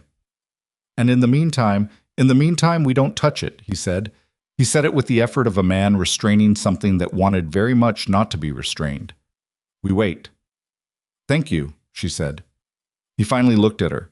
His jaw was tight and his eyes were harder than usual, and she understood that this particular restraint was costing him. "It's your land," she said quietly, "just for him. He doesn't get to take it." Something moved in his face. "No," he said. "He doesn't."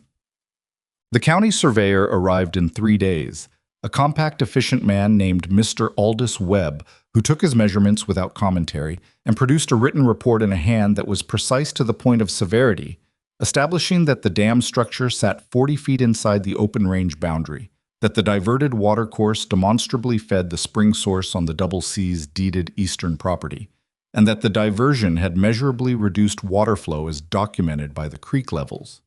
He measured against the natural watermarks on the bankstones. He handed Wyatt the report and said, "You'll want copies made before you proceed." "3 copies," Abigail said. "We'll need one for the county land commissioner, one for the territorial water rights office, and one to keep." Webb looked at her with mild surprise, not at the request, but at the specificity of it. "I can make the copies before I leave," he said. "That would be very helpful," she said. They tore the dam down the same afternoon, Wyatt and Dutch, and 4 hands working through the cold with the focused energy of men who had been waiting to do something physical with their frustration. The water moved through the open channel sluggishly at first, and then with increasing purpose, and by evening the spring source was running at half its normal flow, and by the next morning it was running at something close to full. Abigail stood at the spring source the next morning and watched the water pour from the rock shelf and felt something that was not triumph, but was in that neighborhood. She went home and made breakfast and wrote 2 more letters. The third consequence was the one she hadn't planned for, and it came from a direction she should have anticipated but hadn't, because she'd been focused on Voss and Purdy and the creek and hadn't paid sufficient attention to the temperature inside the town itself. It started with a meeting. The Harlan's Crossing Ranchers Association held a monthly meeting in the back room of the saloon, which was the largest indoor space in town that wasn't the church, and the November meeting fell on a Thursday evening 2 weeks after the dam came down. Wyatt had been attending these meetings for 6 years. He went because he felt he should, not because he found them particularly useful, and he came home from most of them with the compressed quietness of a man who had spent 2 hours listening to opinions that didn't improve on silence. He asked her if she wanted to come. She looked at him. "To the meeting?" "There's no rule against it. Margaret Oakes has been coming since her husband died, and she runs the Oakes place herself now. You'd be the second woman in the room." She thought about it for less time than she probably should have. "Yes," she said. The back room of the saloon held 20 men and 2 women that evening. Margaret Oakes, who was 61, raw-boned, and had the unshakable composure of someone who had outlasted a great deal, and Abigail, who was 23 and had just finished taking apart a scheme that had been running undisturbed for 6 years. The juxtaposition was not lost on her. The meeting was chaired by a rancher named Harold Birch, who was the largest landowner in the association apart from Wyatt, and who carried himself with the comfortable authority of a man who expected agreement. He had a wide face, pale eyes, and a habit of beginning sentences before the previous speaker had finished. The first 40 minutes covered grazing allotments, a road maintenance dispute, and a complaint about the freight rate from the Cannon City rail yard, which Abigail noted with interest because several men had comments about Cannon City, and none of them knew why it was suddenly relevant. Then Harold Birch said, "I want to bring up the matter of Harlan Voss." The room settled. "I've been hearing things," Birch said, "about some correspondence that went to Denver and Pueblo, about allegations against a man who's been a significant presence in this territory for a decade." He looked around the room. "I think before this association gets tangled up in someone else's dispute, we need to talk about whether this is something we want to be involved in." Wyatt said, "I didn't ask the association to be involved." "No," Birch said, "but the letters you're—" He paused in a way that was not accidental. "Your household scent are going to create a situation that affects all of us. Voss is a major buyer for half the ranchers in this room." Silence. Abigail counted 3 men who shifted in their chairs. "He's also been manipulating market information through Gideon Purdy," Wyatt said, "in a way that's been costing ranchers in this territory money for 6 years, not just me." "That's an allegation," Birch said. "It's documented," Abigail said. Every head in the room turned to her. She had not spoken yet, and several of the men, she suspected, had managed to mostly ignore her presence until this moment. Birch looked at her with the particular expression of a man deciding whether to address her directly or route around her. He decided to address her. "Mrs. Calloway, these are complicated matters." "They are," she agreed. "The documentation isn't. You're talking about going up against one of the most powerful operations in the territory. Based on, what, account books and a letter from a surveyor? And public cattle registry records," she said, "and the land option filings in Denver, and 3 years of market timing data cross-referenced against Voss's own public sales records." She kept her voice even. "I'm happy to show any of it to anyone in this room who wants to look." Another silence, different in quality from the last one. "The dam on the eastern ridge," Dutch Carver said from his spot near the back wall, and everyone looked at him. He rarely spoke at these meetings. "I've worked this territory going on 12 years. That Spring Creek is the cleanest, most reliable water source east of the main fork. Voss had a timber crew build a diversion dam on open range to starve it." He looked around the room. "Ask yourselves whose creek is next." Something moved through the room. She could feel it. Not agreement exactly, but the shift that happens when people who have been maintaining a comfortable position start to feel the ground under it, become uncertain. Harold Birch looked uncomfortable. "Dutch, nobody's saying—" "My wife found the dam," Wyatt said. He said it quietly, without emphasis, looking at Harold Birch. "She found the market scheme. She found the land options. She found the account discrepancies. And she documented all of it in a way that will hold up to examination, which I know because I examined it myself." He paused. "She's the reason the Double C made 14% above projected on the fall drive. She's the reason we still have the eastern pasture. If any of you want to look at what she put together, you're welcome to come to the ranch and sit down with those papers." Harold Birch opened his mouth. "The offer's open to you too, Harold," Wyatt said. Birch closed his mouth. 3 men took Wyatt up on it before the meeting ended. She hadn't expected that many. They came to the ranch on a Saturday. Franklin Moore, who ran a mid-sized cattle operation north of town. Pete Aldridge, who raised horses and had been having market trouble he hadn't been able to explain. And a quiet older man named Sam Guthrie, who had sold his East Boundary land 2 years ago for a price he'd always felt was wrong, without knowing why. She spread the documentation on the kitchen table and walked them through it the same way she'd walked Wyatt through it, slowly, following each thread, showing the connections between the market timing data and the land options and Purdy's pattern of selective information sharing. Franklin Moore asked sharp questions. Pete Aldridge said very little but read everything twice. Sam Guthrie sat very still for a long time after she showed him the land option filings in Denver, and then said, "The parcel I sold, it's adjacent to one of these options." "Yes," she said. "I sold it because I was having a cash problem. The market had been bad 2 seasons running and I needed to liquidate." He looked at her. "Purdy told me the market was going to stay depressed." "He told Wyatt the same thing," she said. Guthrie put his hat on the table and looked at the ceiling. "Son of a—" He stopped himself. "What can we do?" "The letters I sent establish Wyatt's case," she said. "But there may be a broader case to be made.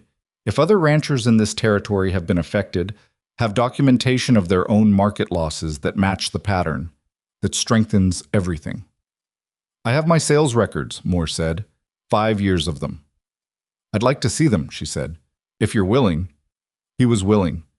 Aldridge said, "I don't have records the way you're talking about. I kept receipts, but not—" "Receipts are enough to start," she said. "I can work with receipts." She spent the next 10 days going through records that Franklin Moore brought in a wooden crate, cross-referencing his sales history against her market timeline, and the picture that emerged was worse than she'd documented for the Double C alone. Moore had been hit harder. His operation was more exposed because he'd trusted Purdy more completely, without any of the instinctive resistance that Wyatt's independent nature had provided as an accidental buffer. She wrote a supplementary letter to the Denver registry office and attached Moore's relevant records. Moore signed it. 3 days later, Aldridge showed up with his receipts in a flour sack, and she spent 2 evenings with those. He signed a letter too. Guthrie didn't have records, but he had a memory for dates and prices that turned out to be surprisingly reliable, and she wrote his account out as a formal statement that he signed and had witnessed by Margaret Oakes, who had come to the ranch by then under her own initiative and who had her own ledgers going back 7 years. Margaret Oakes's ledgers were meticulous. "You've been tracking this yourself," Abigail said, looking at them. "I didn't know what I was tracking," the older woman said. "I just knew something was wrong with my numbers, and I couldn't find the error." She looked at the documentation spread across the kitchen table. "You found the error." "It wasn't an error," Abigail said. "No," Margaret agreed. "It wasn't." 1. The response from the Territorial Cattle Registry in Denver arrived on a Wednesday, 3 weeks after the letters went out. It was a formal acknowledgement, dry language, no commitments. But it named a territorial investigator who had been assigned to review the documentation and requested any additional materials that might be relevant to the inquiry. Wyatt read it at the kitchen table and set it down carefully. "That's fast," he said. The land option documents were the key, Abigail said. Cattle market manipulation is hard to prove. Land fraud is more concrete. There are specific laws around using false market information to coerce property sales. You knew this before we sent the letters. I thought it was likely, she said. I wasn't certain. He looked at her. There's a difference in your mind between what you think is likely and what you're certain of. Yes, she said. You always tell me which one it is. I try to. He was quiet for a moment. Most people don't do that. They tell you they're sure when they're not, because they think certainty is what you want to hear. She considered this. I'd rather be right than certain, she said. He picked up the letter again and read it through a second time. They want additional materials. I have them, she said. Of course you do. He set the letter down. Abigail. She looked at him. I need to say something I've been thinking about for a while and haven't said yet because I wasn't sure how to say it. He was looking at his hands on the table. When I sent for a wife, when I wrote those letters through the broker, I told myself I needed a practical woman, someone who could manage the household and help me think through problems. He paused. I told myself that because it was easier than saying I was 31 years old and I'd been running this ranch by myself for 8 years, and I was tired of not having anyone to... Another pause. Longer. Anyone to do this with. The kitchen was quiet. I know this arrangement wasn't what either of us was looking for, he said. Not in the way that people usually. He seemed to run out of the precise words and accepted the imprecision. But I want you to know that whatever you were looking for when you wrote that letter to the broker, I hope this is closer to it than what you left behind. She held his gaze for a long moment. It is, she said. And then, because she was not a woman who left important things ambiguous, more than I expected. He nodded, and the nod carried more weight than most speeches she'd heard. Outside, the November wind pushed hard against the kitchen window, and the Double C's eastern pasture was green with the water that had come back into the spring creek, and the documentation for the territorial investigator was stacked and ready on the shelf above the cold cellar stairs. And Gideon Purdy had not been seen in Harlan's Crossing in 2 weeks. The town was watching. She could feel it, the shift in how people looked at her when she drove the buckboard into town, the way Fletcher greeted her now with a caution that was different from his previous caution, the way the woman who'd said, "the fat girl," in the church after the wedding, now crossed the street when she saw Abigail coming and couldn't quite meet her eyes. She didn't take satisfaction in that woman's discomfort. There was no clean satisfaction in it, but she noted it, filed it in the same place she filed everything she observed, and she went about her business. She had letters to finish, records to organize, and a ranch to run. She had work to do, and she was going to do it.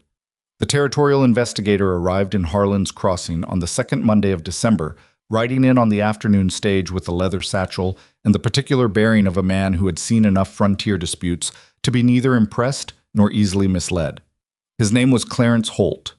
He was 54 years old, thin through the shoulders, with a gray mustache and eyes that moved over everything in a room before he said a word about anything. He came to the Double C the following morning, and Abigail had the documentation laid out on the kitchen table in the order she'd organized it weeks ago. Chronological within categories, categories arranged in the sequence that told the clearest story.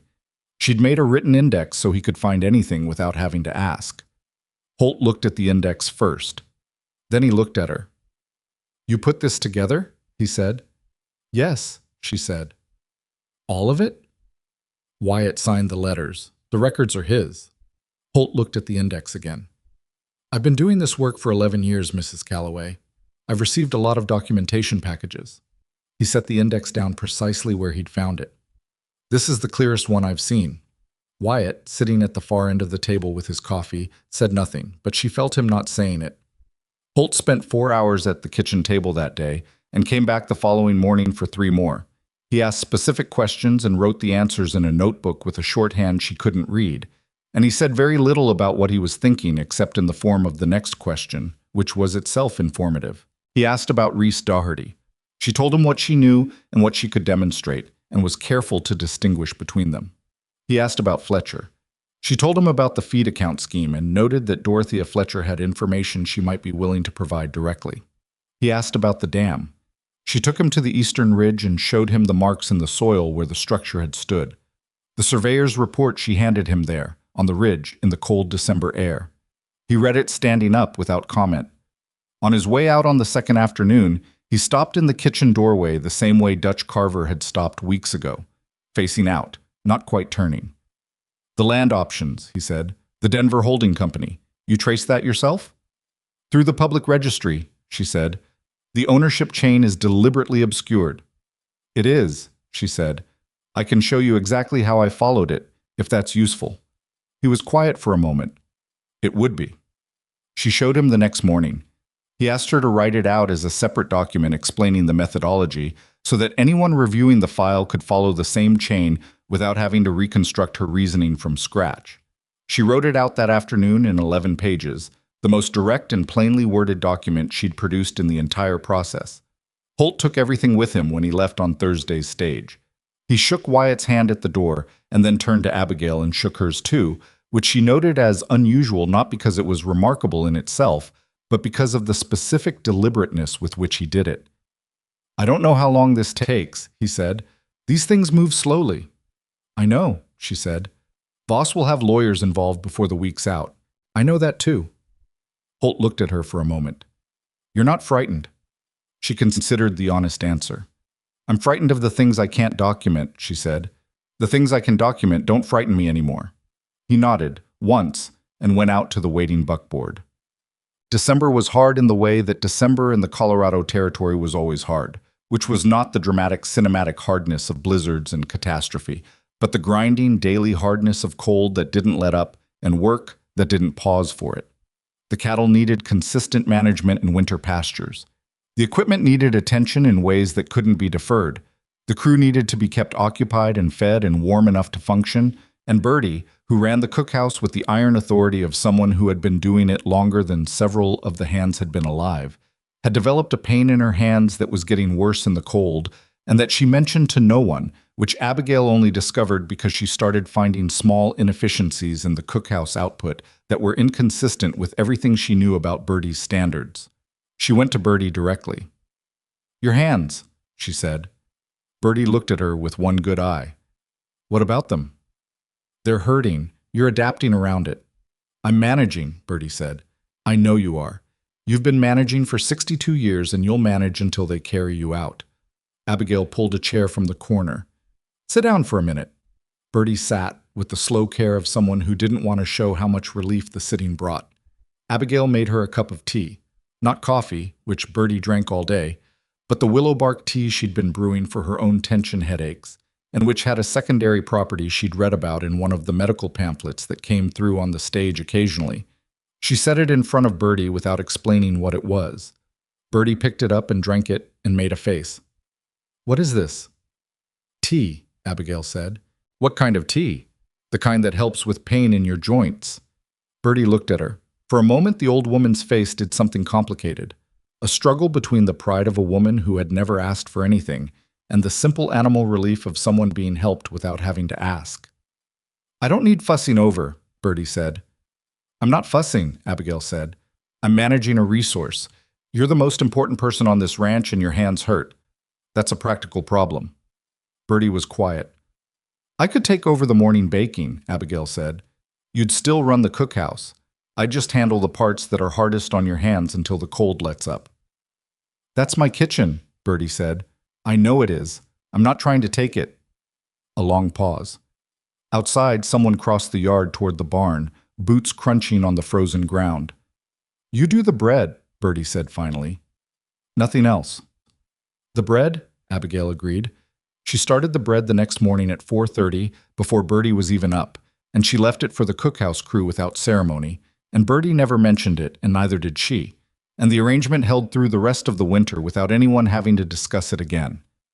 This was the kind of thing that didn't appear in any ledger, but it was also the kind of thing that mattered more than most things that did. The formal response from the Territorial Cattle Registry came in January. It was not a resolution, those took longer, and Holt had warned her, but it was a formal notice of investigation, which meant that Harlan Voss's land options on the Double C's boundary parcels were now subject to a legal hold pending the outcome of the inquiry. He could not exercise them. He could not transfer them.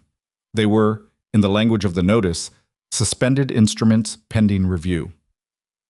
The February deadline passed without event. She read the notice twice at the kitchen table and then set it down and sat very still for a moment.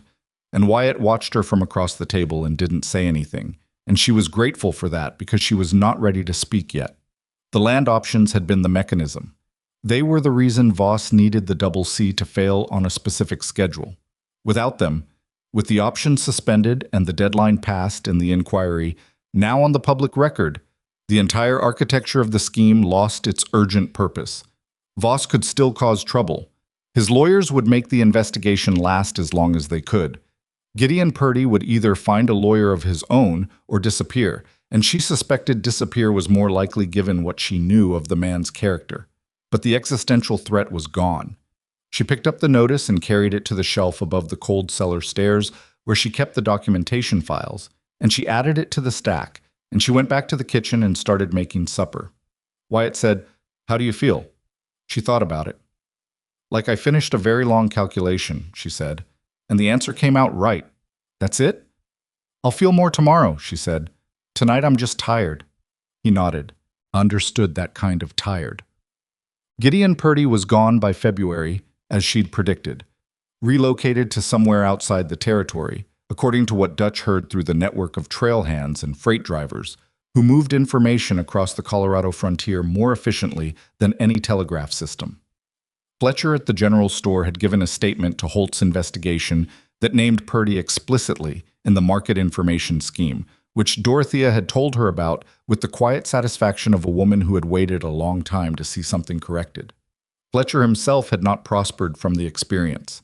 His role in the feed account scheme with Reese Doherty was in Holt's file, and while no formal charges came to him, the amounts were small and his cooperation was complete. The knowledge of it had moved through Harlan's Crossing the way knowledge always moved in small towns, thoroughly and without mercy. Several ranchers quietly moved their accounts to the dry goods supplier who set up shop in April, a younger man from Missouri named Carver, who was no relation to Dutch and who was aggressively honest in the specific way of someone who knew he was competing against a compromised incumbent. Fletcher's store didn't close, but it was smaller after that, in the way that businesses diminish when they've lost the thing people trusted them for. Dorothea remained her friend. That was the part that mattered. Harlan Voss himself was a longer, messier story, because men with money and lawyers always were. The investigation took 14 months from Holt's first visit to the Double C to the Territorial Land Commission's formal finding, which was issued in February of the following year, almost exactly 12 months after the suspended land options had expired worthless. The finding documented a pattern of market manipulation affecting 11 ranching operations in the territory, named Voss's Denver Holding Company as the instrument of the land option scheme, and recommended the matter to the Territorial Prosecutor's Office for consideration of fraud charges. The fraud charges took another 8 months and ultimately resolved in a way that satisfied no one completely, which Abigail had expected. Voss's lawyers negotiated a settlement that avoided criminal conviction in exchange for financial restitution to the affected ranchers, a prohibition on operating land option schemes in the territory, and a requirement to divest 3 of his largest water-adjacent holdings under a commission-supervised process. It was not justice in the clean, complete sense. Real justice rarely was. Sam Guthrie got some of his money back, not enough to recover the land he'd sold, which had already been improved and couldn't be easily unwound, but enough to matter. Franklin Moore's restitution covered 2 seasons of documented losses. Pete Aldridge received a smaller amount, his records being less complete, but something. Margaret Oakes received the largest individual settlement because her ledgers were the most meticulous and her losses the most clearly demonstrable. And when the letter arrived at her ranch, she brought it to Abigail and set it on the kitchen table between them, and they both looked at it for a moment without speaking. "I want to say something," Margaret said. Abigail waited. "When you came here," Margaret said, "I was not kind, not unkind either. I didn't say anything, but I was in the group of people who looked at you and thought—" She stopped. "I thought what everyone else thought, that Wyatt had made a mistake, that you were—" Another stop. "You know what they thought." "I know," Abigail said. "I want you to know that I knew I was wrong within the first month," Margaret said. I just didn't say so. Why not? Margaret looked at her with the directness of a woman who had been too old for comfortable pretenses for a long time. Because saying so would have meant admitting what I'd been thinking, and that's harder than just correcting silently and hoping nobody notices. Abigail looked at the settlement letter on the table. You came to the ranch with your ledgers, she said. You signed the letter. You witnessed Sam Guthrie's statement.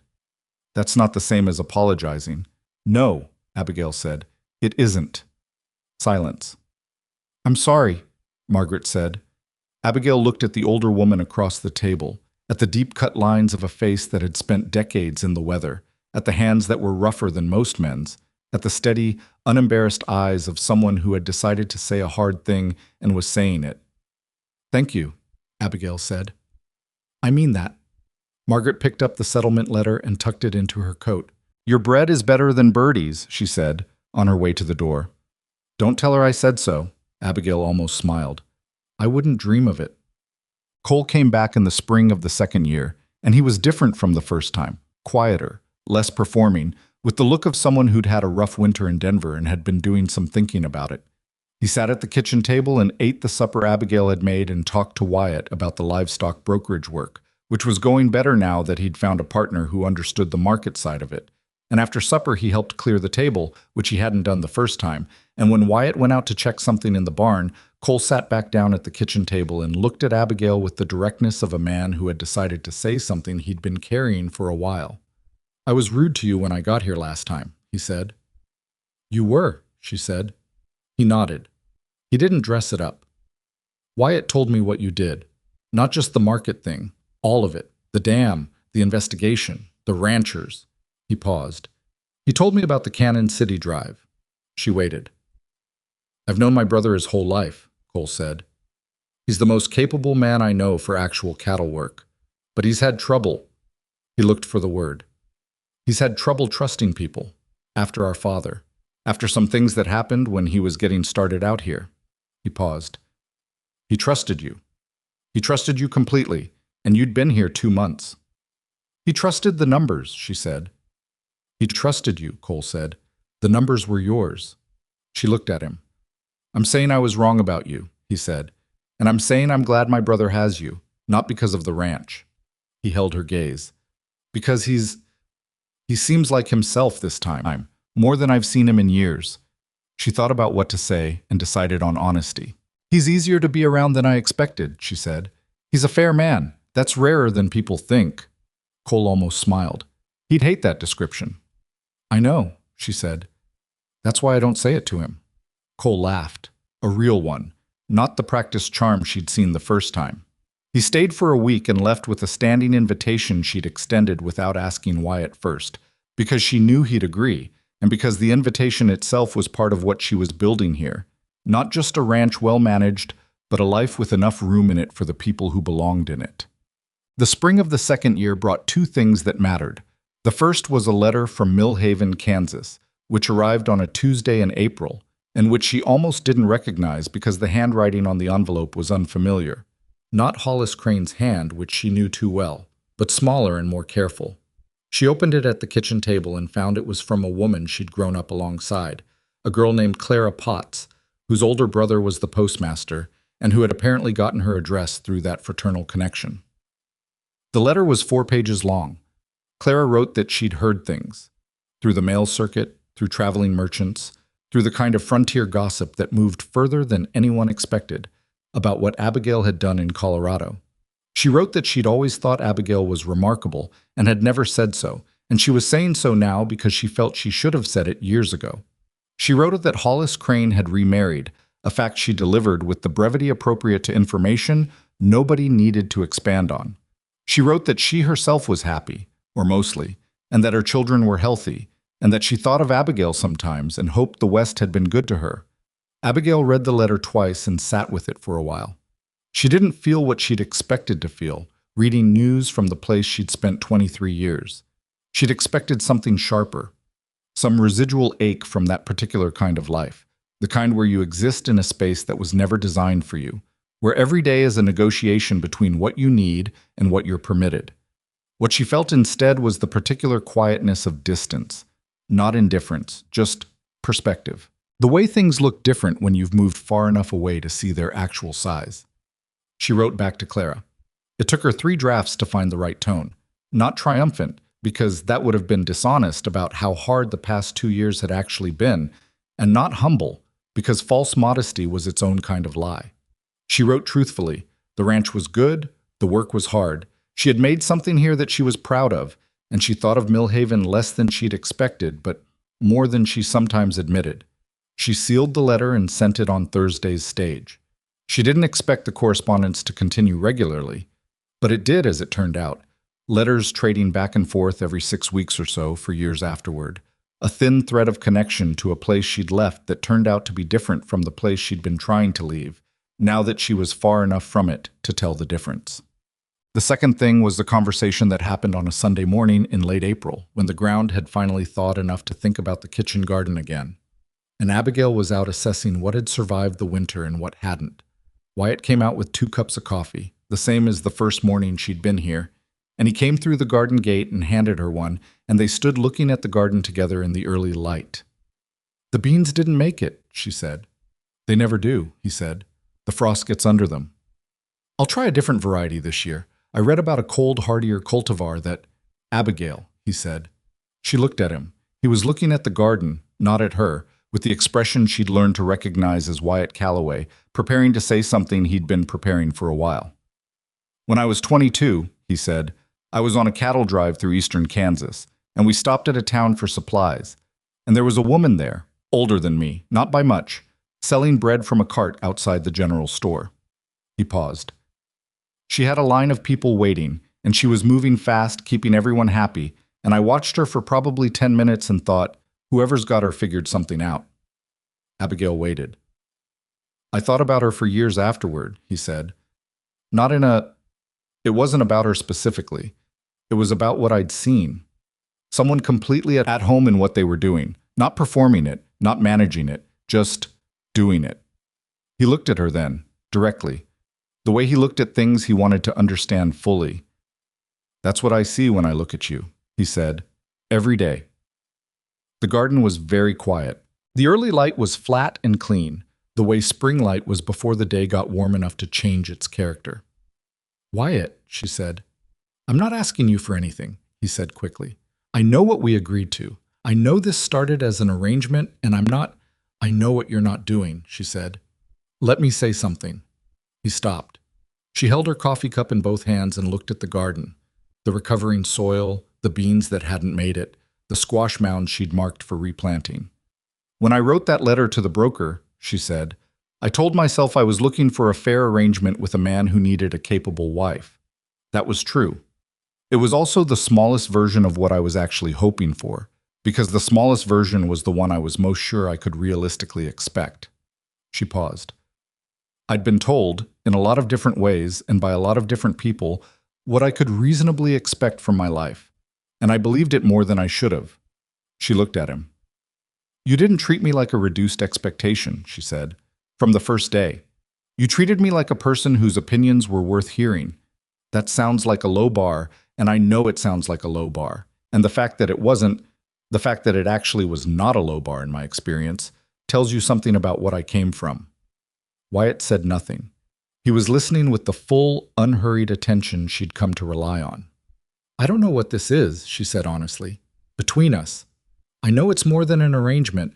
I know I trust you, and I know you trust me, and I know that when you're away from the ranch, I notice it in a way that isn't just about the workload." She paused. "I think that probably means something." "Yeah," he said quietly. "I think it does." They stood in the garden in the early spring light and didn't try to make it more certain than it was, because they were both people who preferred truth to comfort, and the truth was that they were 2 people who had been strangers less than 2 years ago and were now something else entirely, something that didn't have a precise name because they'd built it from scratch, and the existing names didn't quite fit. That was all right. Some things were better for not having a name pinned to them too early. The years after that moved the way years do when a life is working. Not smoothly, because nothing worth doing is smooth, but with the particular forward motion of people who have decided what they're building and are committed to building it, even when the materials are difficult and the weather doesn't cooperate, and the people involved are imperfect in the specific ways that real people are always imperfect. The double C grew. Not dramatically, not in the way of men who expand because expansion is the only measure they trust, but deliberately. An additional grazing section acquired when the man to the north retired and his children had no interest in cattle. A better-built barn to replace the one with the leaking roof. An improved irrigation system for the kitchen garden that Abigail designed herself over 3 evenings with a piece of paper and a pencil and a reference book on hydraulics she'd ordered from a Denver bookseller. Dutch Carver stayed. He was not an easy man to know, but he was a good one to work with, and over time the relationship between him and Abigail settled into a kind of professional respect that expressed itself mostly in the form of Dutch bringing her information without being asked, and Abigail acting on it without requiring him to make the case, which suited them both. Bertie's hands got worse every winter and better every spring, and the bread arrangement became a permanent feature of the cookhouse without anyone ever formally acknowledging it. And one winter evening, Abigail came in from the cold to find Bertie had left a piece of the good dried apple cake on the kitchen table with no note, which was the most effusive expression of gratitude Bertie was capable of producing, and which Abigail understood precisely. Cole came back twice a year, and his livestock brokerage business found its footing, and at Christmas of the 3rd year he brought a woman named Helen, who was from Ohio, small and watchful, and considerably sharper than her quiet manner suggested. And Helen and Abigail sat in the kitchen on the 2nd day of the visit while Wyatt and Cole argued about something outside. And Helen looked at the organized shelves and the ledger on the table and the garden visible through the kitchen window and said, "Cole told me about what you did with the investigation." "Some of it, probably," Abigail said. "He said you saved the ranch." "Wyatt saved the ranch," Abigail said. "He made the decisions." Helen looked at her with the specific look of a woman who was not going to accept a reduction. "Cole said," Helen said precisely, "that you found the scheme, built the documentation, planned the Cannon City Drive, identified the dam, organized the other ranchers, and managed the investigation correspondence." She paused. "And that Wyatt trusted you to do all of it." "That last part is the most important part," Abigail said. Helen looked at her for a moment. "You really believe that?" "Yes," Abigail said. "Capability without someone willing to trust it is just—" She thought about Millhaven, about Hollis Crane, about 11 years of having more than she was permitted to do with. "It's just potential going nowhere." Helen nodded slowly. "That's the most honest thing I've heard about marriage," she said. Cole and Helen married the following autumn. Abigail made the cake. There is a thing that happens to women who are underestimated for long enough. Either the weight of it bends them, makes them smaller, quieter, more carefully managed, until the person inside has reshaped itself to fit the space it's been given, or it doesn't. The ones it doesn't bend are not necessarily tougher or braver or more remarkable than the ones it does. Often they're just people who, by accident or stubbornness or some irreducible core of self that couldn't be argued out of them, managed to hold on to the knowledge that the space they'd been given was not the space they were actually entitled to. Abigail Calloway was that second kind of person. Not because she was extraordinary in any mystical sense, but because she had never, despite 11 years of sustained pressure, stopped believing that her assessment of a situation was worth something, that her arithmetic was reliable, that the problems she could see were real problems, and the solutions she could imagine were real solutions. She'd been told otherwise, repeatedly, and by people with authority over her life.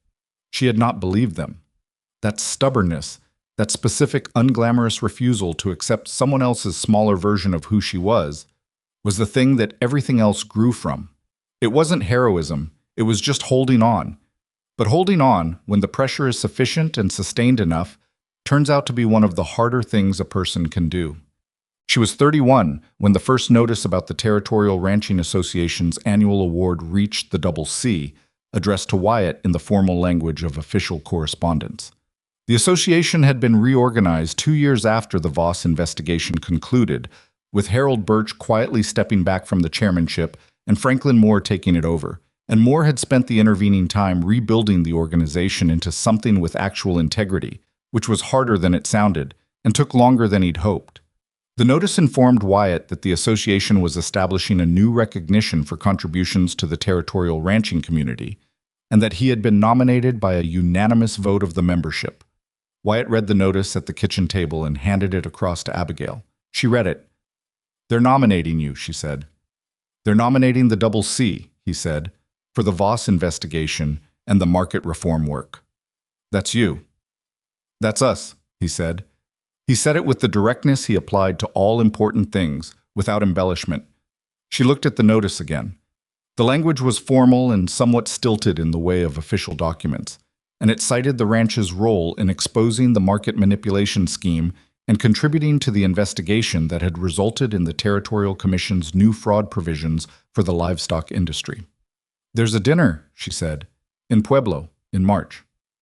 "I don't have anything suitable to wear to a dinner in Pueblo." He looked at her. "Then we'll get you something." She thought about the white dress she'd made by candlelight in Mill Haven, the one she'd rescued from the dirt floor of the church hall, the one she'd worn for the 11-minute wedding ceremony in Harlan's Crossings Church. It was in the trunk in her room, carefully folded. She still had it. She had never thought about why she still had it. Maybe she had just known, without thinking about it directly, that it was the thing she'd made for herself out of nothing, and you didn't throw away things you'd made for yourself out of nothing. "All right," she said. The dinner in Pueblo was large and formal and somewhat exhausting in the way of events where a great many people who are only vaguely acquainted with each other are required to be in the same room for several hours. Wyatt wore the good coat she'd made him buy in October, which he'd resisted on the grounds that he had a coat, and she'd countered on the grounds that having a coat and having a suitable coat were not the same thing. He looked, in the good coat, like the kind of man he actually was, rather than the kind of man he sometimes appeared to be when he was 3 days into a fence line repair and hadn't been near a mirror. She wore a dress she'd had made in Harlan's Crossing by a seamstress named Pearl, who was genuinely talented and who had, to her credit, not treated the commission as an opportunity for commentary. The dress was dark blue wool, well cut, and fit her the way. Clothes could fit a woman of her size when the person making them was paying attention to her actual body instead of the body they wished they were working with. Franklin Moore gave a speech. He said things about integrity and community and the kind of courage that shows up in account books rather than gunfights. And he meant them, and they landed accordingly. When Wyatt stood to accept the recognition, he said fewer words than Moore had used, which was typical, and the words he said were these: "Everything this ranch has accomplished in the past 3 years has been built on my wife's judgment. I trusted her when nobody else would have, and she turned out to be right about everything that mattered. That's not something I take credit for. That's something I'm grateful for." He sat back down.